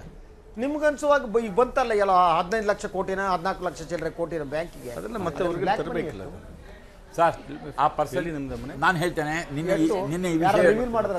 ನಿನ್ನೆ ಈ ವಿಷಯ ಡಿಸ್ಕಸ್ ಮಾಡಿದ್ದೇವೆ ಈಗ ರಿಮಾನಿಟೈಸೇಷನ್ ಎಲ್ಲಾ ದುಡ್ಡು ಬನ್ನಿ ಹೌದು, ಆದ್ರೆ it has come in a different way. ಯಾಕೆ ಹೇಳಿದ್ರೆ ನಾವು we know the government knows 50% of the money which has come back source. Earlier it was not known. There is a difference. ಈಗ please allow me to Allah, all the people, all the high net worth individuals, all the high net worth individuals, they are getting money. Yes. ನೋಡಿ, ಬಹಳ ನಿರೀಕ್ಷೆ ಇಟ್ಟುಕೊಂಡಂತ budget ಇದು. ಈ ನಿರೀಕ್ಷೆ ಇಟ್ಟುಕೊಂಡಂತ budget ಜನಸಾಮಾನ್ಯರಿಗೆ ಅತ್ಯಂತ ನಿರಾಶೆ ಮೂಡಿಸಿದೆ. ಒಂದು, ಈ ಡಿಮಾನಿಟೈಸೇಷನ್ ಮಾಡೋದಕ್ಕೆ ಮೊದಲು ಇವರು ಹೇಳಿದಂಥ ಮಾತುಗಳೇನು? ಒಂದು ಕಡೆ ಚುನಾವಣೆಯ ಸಂದರ್ಭದಲ್ಲಿ ಇವರು ಆಶ್ವಾಸನೆ ಕೊಟ್ಟಿದ್ರು, ವಿದೇಶಗಳಲ್ಲಿರೋ ಕಪ್ಪು ಹಣ ತಂದು 15 ಲಕ್ಷ ಒಂದೊಂದು ಫ್ಯಾಮಿಲಿಗೆ ಡೆಪಾಸಿಟ್ ಮಾಡ್ತೀವಿ ಅಂತೇಳಿ. ಇವರಿಗೆ 15 ರೂಪಾಯಿ ಡೆಪಾಸಿಟ್ ಮಾಡುವಂಥ ಯೋಗ್ಯತೆನೂ ಆಗಲಿಲ್ಲ. ಈಗ ಇವ್ರಿಗೆ ಏನು ಹೇಳಿತು? ಸುಮಾರು 17 ಲಕ್ಷ ಕೋಟಿ ಇದ್ದಂಥ ಯಾವ 1000 ಮತ್ತು 500 ಕೋಟಿ ಮುಖಬೆಲೆಯ ಹಣದಲ್ಲಿ 98% ಇವತ್ತು ರಿಕವರಿ ಆಗಿದೆ. ಬಹುಶಃ ನನಗೆ ಅನಿಸಿತು ಈ ಬಡ್ಜೆಟ್ನಲ್ಲಿ ಫೈನಾನ್ಸ್ ಮಿನಿಸ್ಟರ್ ನೋಡ್ರಿ, ಔಟ್ ಆಫ್ ಈ 98% ರಿಕವರಿನಲ್ಲಿ ಇಷ್ಟು ಬ್ಲಾಕ್ ಮನಿ, ಇದು ಟೆರರಿಸ್ಟ್ ಮನಿ, ಇದು ಫೇಕ್ ಕರೆನ್ಸಿ ಮನಿ ಅಂತ ಹೇಳ್ತಾರೆ ಅಂತ ಹೇಳಿ ನಾನು ಭಾವಿಸಿದೆ. ಇದನ್ನ ಹೇಳಿಲ್ಲ. ಇದರ ಜೊತೆಗೆ ಏನು ಮಾಡಿದ್ದಾರೆ ಅಂತ ಹೇಳಿದ್ರೆ, ಯಾರಿವತ್ತು ಜನಸಾಮಾನ್ಯರಿದ್ದಾರೆ, ವಿಶೇಷವಾಗಿ ಗ್ರಾಮೀಣ ಜನತೆ, ಆ ಗ್ರಾಮೀಣ ಭಾರತ ಏನಿದೆಯಲ್ಲ ಅದನ್ನ ಪೂರ್ಣ ಮರ್ತಿರೋ ಹಾಗೆ ಕಾಣ್ತಾ ಇದೆ. ಇಲ್ಲಿ ಎಲ್ಲೋ ಒಂದು ಸೆಕ್ಷನ್ ಅನ್ನ ಓಲೈಸ್ತಕ್ಕಂತದಕ್ಕೆ ಇವತ್ತು ಪ್ರಯತ್ನಗಳು ನಡೆದಿರುವಂತದ್ದು ಮೇಲ್ನೋಟಕ್ಕೆ ಕಾಣ್ತಾ ಇದೆ. I know you are happy, ಇಂಡಸ್ಟ್ರಿಗೆ ಬೇಕಾದ ಕೊಟ್ಟಿದ್ದಾರೆ. ಒಟ್ಟಾರೆ ಬಜೆಟ್ ನೋಡಿದ್ರೆ, ಒಟ್ಟಾರೆ ನೀವು ರೈತರ ಕುಟುಂಬದಿಂದ ಯೋಚನೆ ಮಾಡ್ಲಿಕ್ಕೆ ನಾನು ಒಂದೇ ಇಂಡಸ್ಟ್ರಿ ಬರೀ ಹ್ಯಾಪಿ ಅಂತ ಯಾರನ್ನ ತಪ್ಪು ಹೇಳ್ತಿಕೊಂಡಿದ್ದೀನಿ. ಇಂಡಸ್ಟ್ರಿ ಅವ್ರಿಗೆ ಬಹಳ ಕೊಟ್ಟಿದ್ದಾರೆ ಅಂದ್ರೆ ಅದಿಲ್ಲ. ಇಂಡಸ್ಟ್ರಿ ಅಂದ್ಕೊಳ್ಳೋ ಅದಾನಿ ಮತ್ತೆ ನಿಮ್ಮ ಮಲ್ಯ ಇಬ್ಬರೇ ಇಂಡಸ್ಟ್ರಿ ಅಲ್ಲ, ಸ್ಮಾಲ್ ಸ್ಕೇಲ್ ಇಂಡಸ್ಟ್ರಿ. ಅವ್ರಿಗೆ ಏನಾಗಿದೆ ಅಂತ ಯಾರು ಯೋಚನೆ ಮಾಡಿಲ್ಲ. ಅವ್ರಿಗೆ ಸಿಕ್ಕಿರೋದು ಇಷ್ಟೇ 5%. ಅದನ್ನು ನಾವು ಏನಕ್ಕೆ ಹ್ಯಾಪಿ ಆಗಿದ್ದೀವಿ ಅಂದರೆ, ನಾನಂತೂ ಹ್ಯಾಪಿ ಇಲ್ಲ. ನಮ್ಮ ಪ್ರಸಾದ್ ಜಿ ಅವರಿಗೆ ಹೇಳೋದಷ್ಟೇ. ನಾನು 5 ಲಕ್ಷನ ನಾನು ಎಕ್ಸಾಮ್ಷನ್ ಯೋಚನೆ ಮಾಡಿದ್ದೆ. ಈ ಡಿಮಾನಿಟೈಸೇಷನ್ ಆಗಿ ನಿಮಗೆ ಗೊತ್ತಿರುವುದು ಬೇಸಿಕ್ ಲೆವೆಲಿಂದ ಯಾರು ಏನು 10ನೇ ಕ್ಲಾಸ್ ಓದೋರಿಗೆ ಬಹಳ ತೊಂದರೆ ಸಿಗಾಕೊಂಡಿದೆ. ರೈತರು ಫಸ್ಟ್ ಸಿಕ್ಕಾಕೊಂಡು ಇವತ್ತು ಕೆಲಸಗಾರ ಸಿಗ್ತಾ ಇಲ್ಲ. ಅದೇ ನೀವು ಹೇಳಿದಾಗ ಕನ್ಸ್ಟ್ರಕ್ಷನ್ ಡಿಪಾರ್ಟ್ಮೆಂಟ್ ಅಲ್ಲಿ ಸಿಗ್ತಾ ಇಲ್ಲ. ಲೇಬರ್ ಕ್ಲಾಸಿಗೆ ದುಡ್ಡು ಕೊಟ್ಟು ಏನು ಮಾಡ್ಲಿಕ್ಕೆ ಆಗ್ತಾ ಇಲ್ಲ. ಅದನ್ನು 5 ಲಕ್ಷದವರೆಗೆ ಮಾಡಿದ್ರೆ ಕ್ಯಾಶ್ ಟ್ರಾನ್ಸಾಕ್ಷನ್ ಆಗ್ತಿತ್ತು, ಆಗಲೇ ಬೇಕು. ಅದಾದ್ಮೇಲೆ ಬರುವ ವರ್ಷ ಒಂದೇ ಸರಿ ನೀವು ಕಡುಬು ತೋಚ್ಬಿಟ್ರೆ ಹೇಗಾಗ್ತಿತ್ತು. ಆದ್ರಿಂದ 5 ಲಕ್ಷದವರೆಗೆ ಆಗ್ಬೇಕಿಂತಿತ್ತು. ನನಗೆ ಅದಾಗಿಲ್ಲ. ಒಂದು ಖುಷಿ ಇಲ್ಲ. ಎರಡನೇದು, ಇಂಡಸ್ಟ್ರಿ ಸೆಕ್ಟರ್ ಬಂದಾಗ ಏನು ಖುಷಿ ಇದೆ ಅಂದರೆ, ಇನ್ಫ್ರಾಸ್ಟ್ರಕ್ಚರ್ ಎಲ್ಲೋ ಮತ್ತೆ ಹೇಳ್ತೇನೆ, ಕೊಟ್ಟಿರೋದು ಇನ್ಫ್ರಾಸ್ಟ್ರಕ್ಚರು ಬಹಳ ದೊಡ್ಡ ಅಮೌಂಟ್ ಕೊಟ್ಟಿದ್ದಾರೆ. 3,96,3,96,96 ಇದನ್ನ ಕೊಟ್ಟಿದ್ದಾರೆ. ಅದು ದೊಡ್ಡ ಅಮೌಂಟು. ಅದನ್ನ ಡಿವೈಡ್ ಮಾಡಿದ್ರೆ ಇನ್ಫ್ರಾಸ್ಟ್ರಕ್ಚರ್ ಏನು ಅವ್ರು ಹೇಳಿದ್ದಾರೆ, ದಿನಕ್ಕೆ 123 ಕೋಟಿ 323 ಕಿಲೋಮೀಟರ್ ಅದನ್ನು ಡೆವಲಪ್ ಮಾಡಬೇಕು. ನಾಲ್ಕನೇದೇನು ಅಂದ್ರೆ, ಏನು ಫಸ್ಟ್ ಎಂಟರ್ಪ್ರಿನರ್ ವುಮನ್ ಎಂಟರ್ಪ್ರಿನರ್ ಕೊಡಬೇಕು ಅಂತ ನಾವು ಯೋಚನೆ ಮಾಡಿದ್ದು 4% ನಮ್ಮ ಕರ್ನಾಟಕದಲ್ಲಿದೆ. KSFC ನಲ್ಲಿ 4% ಇದೆ 50 ಲಕ್ಷದವರೆಗೆ. ತಗೊಳ್ಳೋರಿಲ್ಲ. ಯೋಜನೆಗಳಿದಾವೆ, ಅದನ್ನು ತಗೊಳ್ಳೋರಿಲ್ಲ. ಅದನ್ನು ಅವೇರ್ನೆಸ್ ಇಲ್ಲ. ಅವೇರ್ನೆಸ್ ಇಲ್ಲದೆ ತೊಂದರೆ ಆಗಿದೆ. ಮತ್ತೆ 5ನೇದೇನು ಹೇಳಿದ್ರೆ, ನಾವು ಅದಕ್ಕೆ ಕರ್ನಾಟಕ ಸ್ಟೇಟ್ ಫೈನಾನ್ಸ್ ಕಾರ್ಪೊರೇಷನ್ ಅಲ್ಲಿ ಶೆಡ್ಯೂಲ್ ಕಾಸ್ಟ್ ನವರಿಗೆ 10 ಕೋಟಿ 4% ಅವ್ರು ಏನ್ ಮಾಡ್ತಾರೆ, ಈಕ್ವಲ್ ಅಮೌಂಟ್ ಅವರಿಗೆ ಗ್ಯಾರಂಟಿ ಕೊಡಬೇಕು. ಎಲ್ಲಿಂದ ತರ್ತಾರೆ ಅವರು? ಇಂಡಸ್ಟ್ರಿ ಕಾಮರ್ಸ್ ಬಂದಾಗ ಇಂಡಸ್ಟ್ರಿ ಕಾಮರ್ಸ್ನೇ ಯಾವುದೇ ಒಂದು ಕ್ಷೇತ್ರ ಇರ್ಬೋದು. ನೀವತ್ತು ಈಗ ಹೇಳಿದ್ರೆ ಒಂದು 15 ವರ್ಷದಿಂದ ಯಾಕೆ ಡಿಸ್ಕಷನ್ ಇಲ್ಲ ಅಂತ. ಇವತ್ತು ಸುದ್ದಿ ಟಿವಿ ಬಂದಿದೆ, 250 ಜನ ಕೆಲಸ ಸಿಕ್ಕಿದೆ. ಅದೇ ಇಂಡಸ್ಟ್ರಿ ಕಾಮರ್ಸ್ ಬಂದ್ರೆ ಏನು ಅನ್ಎಂಪ್ಲಾಯ್ಮೆಂಟ್ ಇಲ್ಲದೇನೆ ದೇಶ ಹಾಳಾಗ್ತಿದೆ ಅಂತ ಹೇಳ್ತೇನೆ. ಎಲ್ಲ ಹೇಳುವಾಗ ನೀವು ಬಂಡವಾಳ ಸ್ವಾಮಿಗಳನ್ನು ಯಾರಿಗೆ ಹೇಳ್ಬೇಕು ಅಂದ್ರೆ, ಆ 1000 ಕೋಟಿ ಒಂದು ಕೊಡ್ತಿದ್ದೀರಲ್ಲ, 15,000 ಕೋಟಿ ಲೋನ್ ಕೊಡ್ತಿರಲ್ಲ, ಅವ್ರು ಬಂಡವಾಳ ನಾವು ನಮಗೆ ಎಲ್ಲಿವರೆಗೆ ಆಗಿದೆ ಅಂದ್ರೆ, I appreciate your stand. I have something you see agree to disagree some issues. That is we love. Anyway, ನಾವು ಅದ್ರ ಬಗ್ಗೆ ಚರ್ಚೆ ಮಾಡೋಣ. ಇನ್ನೊಂದು ದಿವಸ ಅಲ್ಲ, ಫೈನಲಿ ನಾನು ಏನು ಹೇಳ್ತೇನೆ ಅಂದ್ರೆ, ಈ ಯೋಜನೆ ಈ ಸರಿಯ ಬಡ್ಜೆಟ್ ಎಲ್ಲರನ್ನು ಒಂದು ತರದಲ್ಲಿ ಸಮತೋಲನ, ಇದಕ್ಕೆ ಬಹಳ ಯೋಚನೆ ಮಾಡಿರುವಂತ ಬಡ್ಜೆಟ್, ಓವರ್ ನೈಟ್ ಮಾಡಿರೋ ಬಡ್ಜೆಟ್ ಅಲ್ಲ. Not like that. ಎಲ್ಲರನ್ನು ಸಮತೋಲನದಿಂದ ಕೂಡುವಂತ ಬಡ್ಜೆಟ್ ಮಾಡಿದ್ದಾರೆ. ನಮ್ಮ ಎಕ್ಸ್ಪೆಕ್ಟೇಷನ್ ಜಸ್ಟ್ 30% ಆಗಿದೆ ಅನ್ನೋದನ್ನ ಹೇಳಲಿಕ್ಕೆ ಎಸ್ ನಾನು ಮತ್ತೆ ಕರಿತೀನಿ. ಇದು ಇಂಡಸ್ಟ್ರಿ ಬಗ್ಗೆ ನಾವು ಒಂದು ದಿವಸ ಡಿಸ್ಕಸ್ ಮಾಡೋಣ. Will sit and discuss. Anyway ಪ್ರಿಯ ವೀಕ್ಷಕರೇ, ಇದಾಗಿತ್ತು ವಿಶೇಷ ಕಾರ್ಯಕ್ರಮ. ಏನು ಜೇಟ್ಲಿ ಬಜೆಟ್ 2017. ನಾವೊಂಥರ ಇದು ಸಿಂಹಾವಲೋಕನ ಮಾಡಿದಾಗೆ ಚರ್ಚೆ ಮಾಡಿದ್ವಿ. ಬಜೆಟ್ ಅಂದ್ರೆ ತುಂಬ ವಿಸ್ತೃತವಾದ್ದು. ಟ್ಯಾಕ್ಸ್ ಸ್ಟ್ರಕ್ಚರ್ ಬಗ್ಗೆ ನಾವು ಮಾತನಾಡಬೇಕಾಗಿತ್ತು, ಅದನ್ನ ಮಾತಾಡೋದಕ್ಕೆ ಸಾಧ್ಯ ಆಗಿಲ್ಲ. ಹಾಗೆಯೇ ಏನು ತೆರಿಗೆ ಸರಳೀಕರಣದ ಬಗ್ಗೆ ಮಾತನಾಡಬೇಕಾಗಿತ್ತು, ಅದ್ರ ಬಗ್ಗೆ ಮಾತನಾಡೋಕ್ಕಾಗಿಲ್ಲ. ಅದರಿಂದ ಎಲೋಕೇಶನ್ ಬಗ್ಗೆ ಮಾತನಾಡಬೇಕಾಗಿತ್ತು, ಅದ್ರ ಬಗ್ಗೆ ಕೂಡ ಮಾತಾಡೋಕ್ಕೆ ಸಾಧ್ಯ ಆಗಿಲ್ಲ. ಇರುವೆ ಇನ್ನು ದಿನಗಳಿವೆ. ನಾನು ಸಂಜೆ 9 ಗಂಟೆ ಪ್ರೈಮ್ ನ್ಯೂಸ್ಗೆ ಬರ್ತೀನಿ. ಆವಾಗ ಇನ್ನೂ ಕೆಲವು ವಿಚಾರಗಳನ್ನ ಚರ್ಚೆ ಮಾಡ್ತೀನಿ. ಹಾಗೆಯೇ ನಾನೀಗ ಸುಧಾಕರ್ ಶೆಟ್ಟರ್ಗೆ ನಾನೇನು ಭರವಸೆ ಕೊಟ್ಟೆ, ಒಂದು ದಿವಸ ಇಂಡಸ್ಟ್ರಿಯನ್ನ ಒಂದು ದಿವಸ yes we will take and we will discuss. is the root cause of the we will discuss. I am open, don't worry. yes ಪ್ರಿಯ ವೀಕ್ಷಕರೇ, ಈ ಒಂದು ಕಾರ್ಯಕ್ರಮದಲ್ಲಿ ಪಾಲ್ಗೊಂಡ ಎಲ್ಲ ಅತಿಥಿಗಳಿಗೆ ನಾನು ಸುದ್ದಿ ಟಿವಿಯ ಪರವಾಗಿ ಕೃತಜ್ಞತೆಯನ್ನ ಸಲ್ಲಿಸ್ತೇನೆ. ಹಾಗೆ ತಾವು ನಮ್ಮ ವಾಹಿನಿಯನ್ನು ನೋಡಿದವರಿಗೂ ಕೂಡ. ಎನಿವೆ ಬಾಯ್.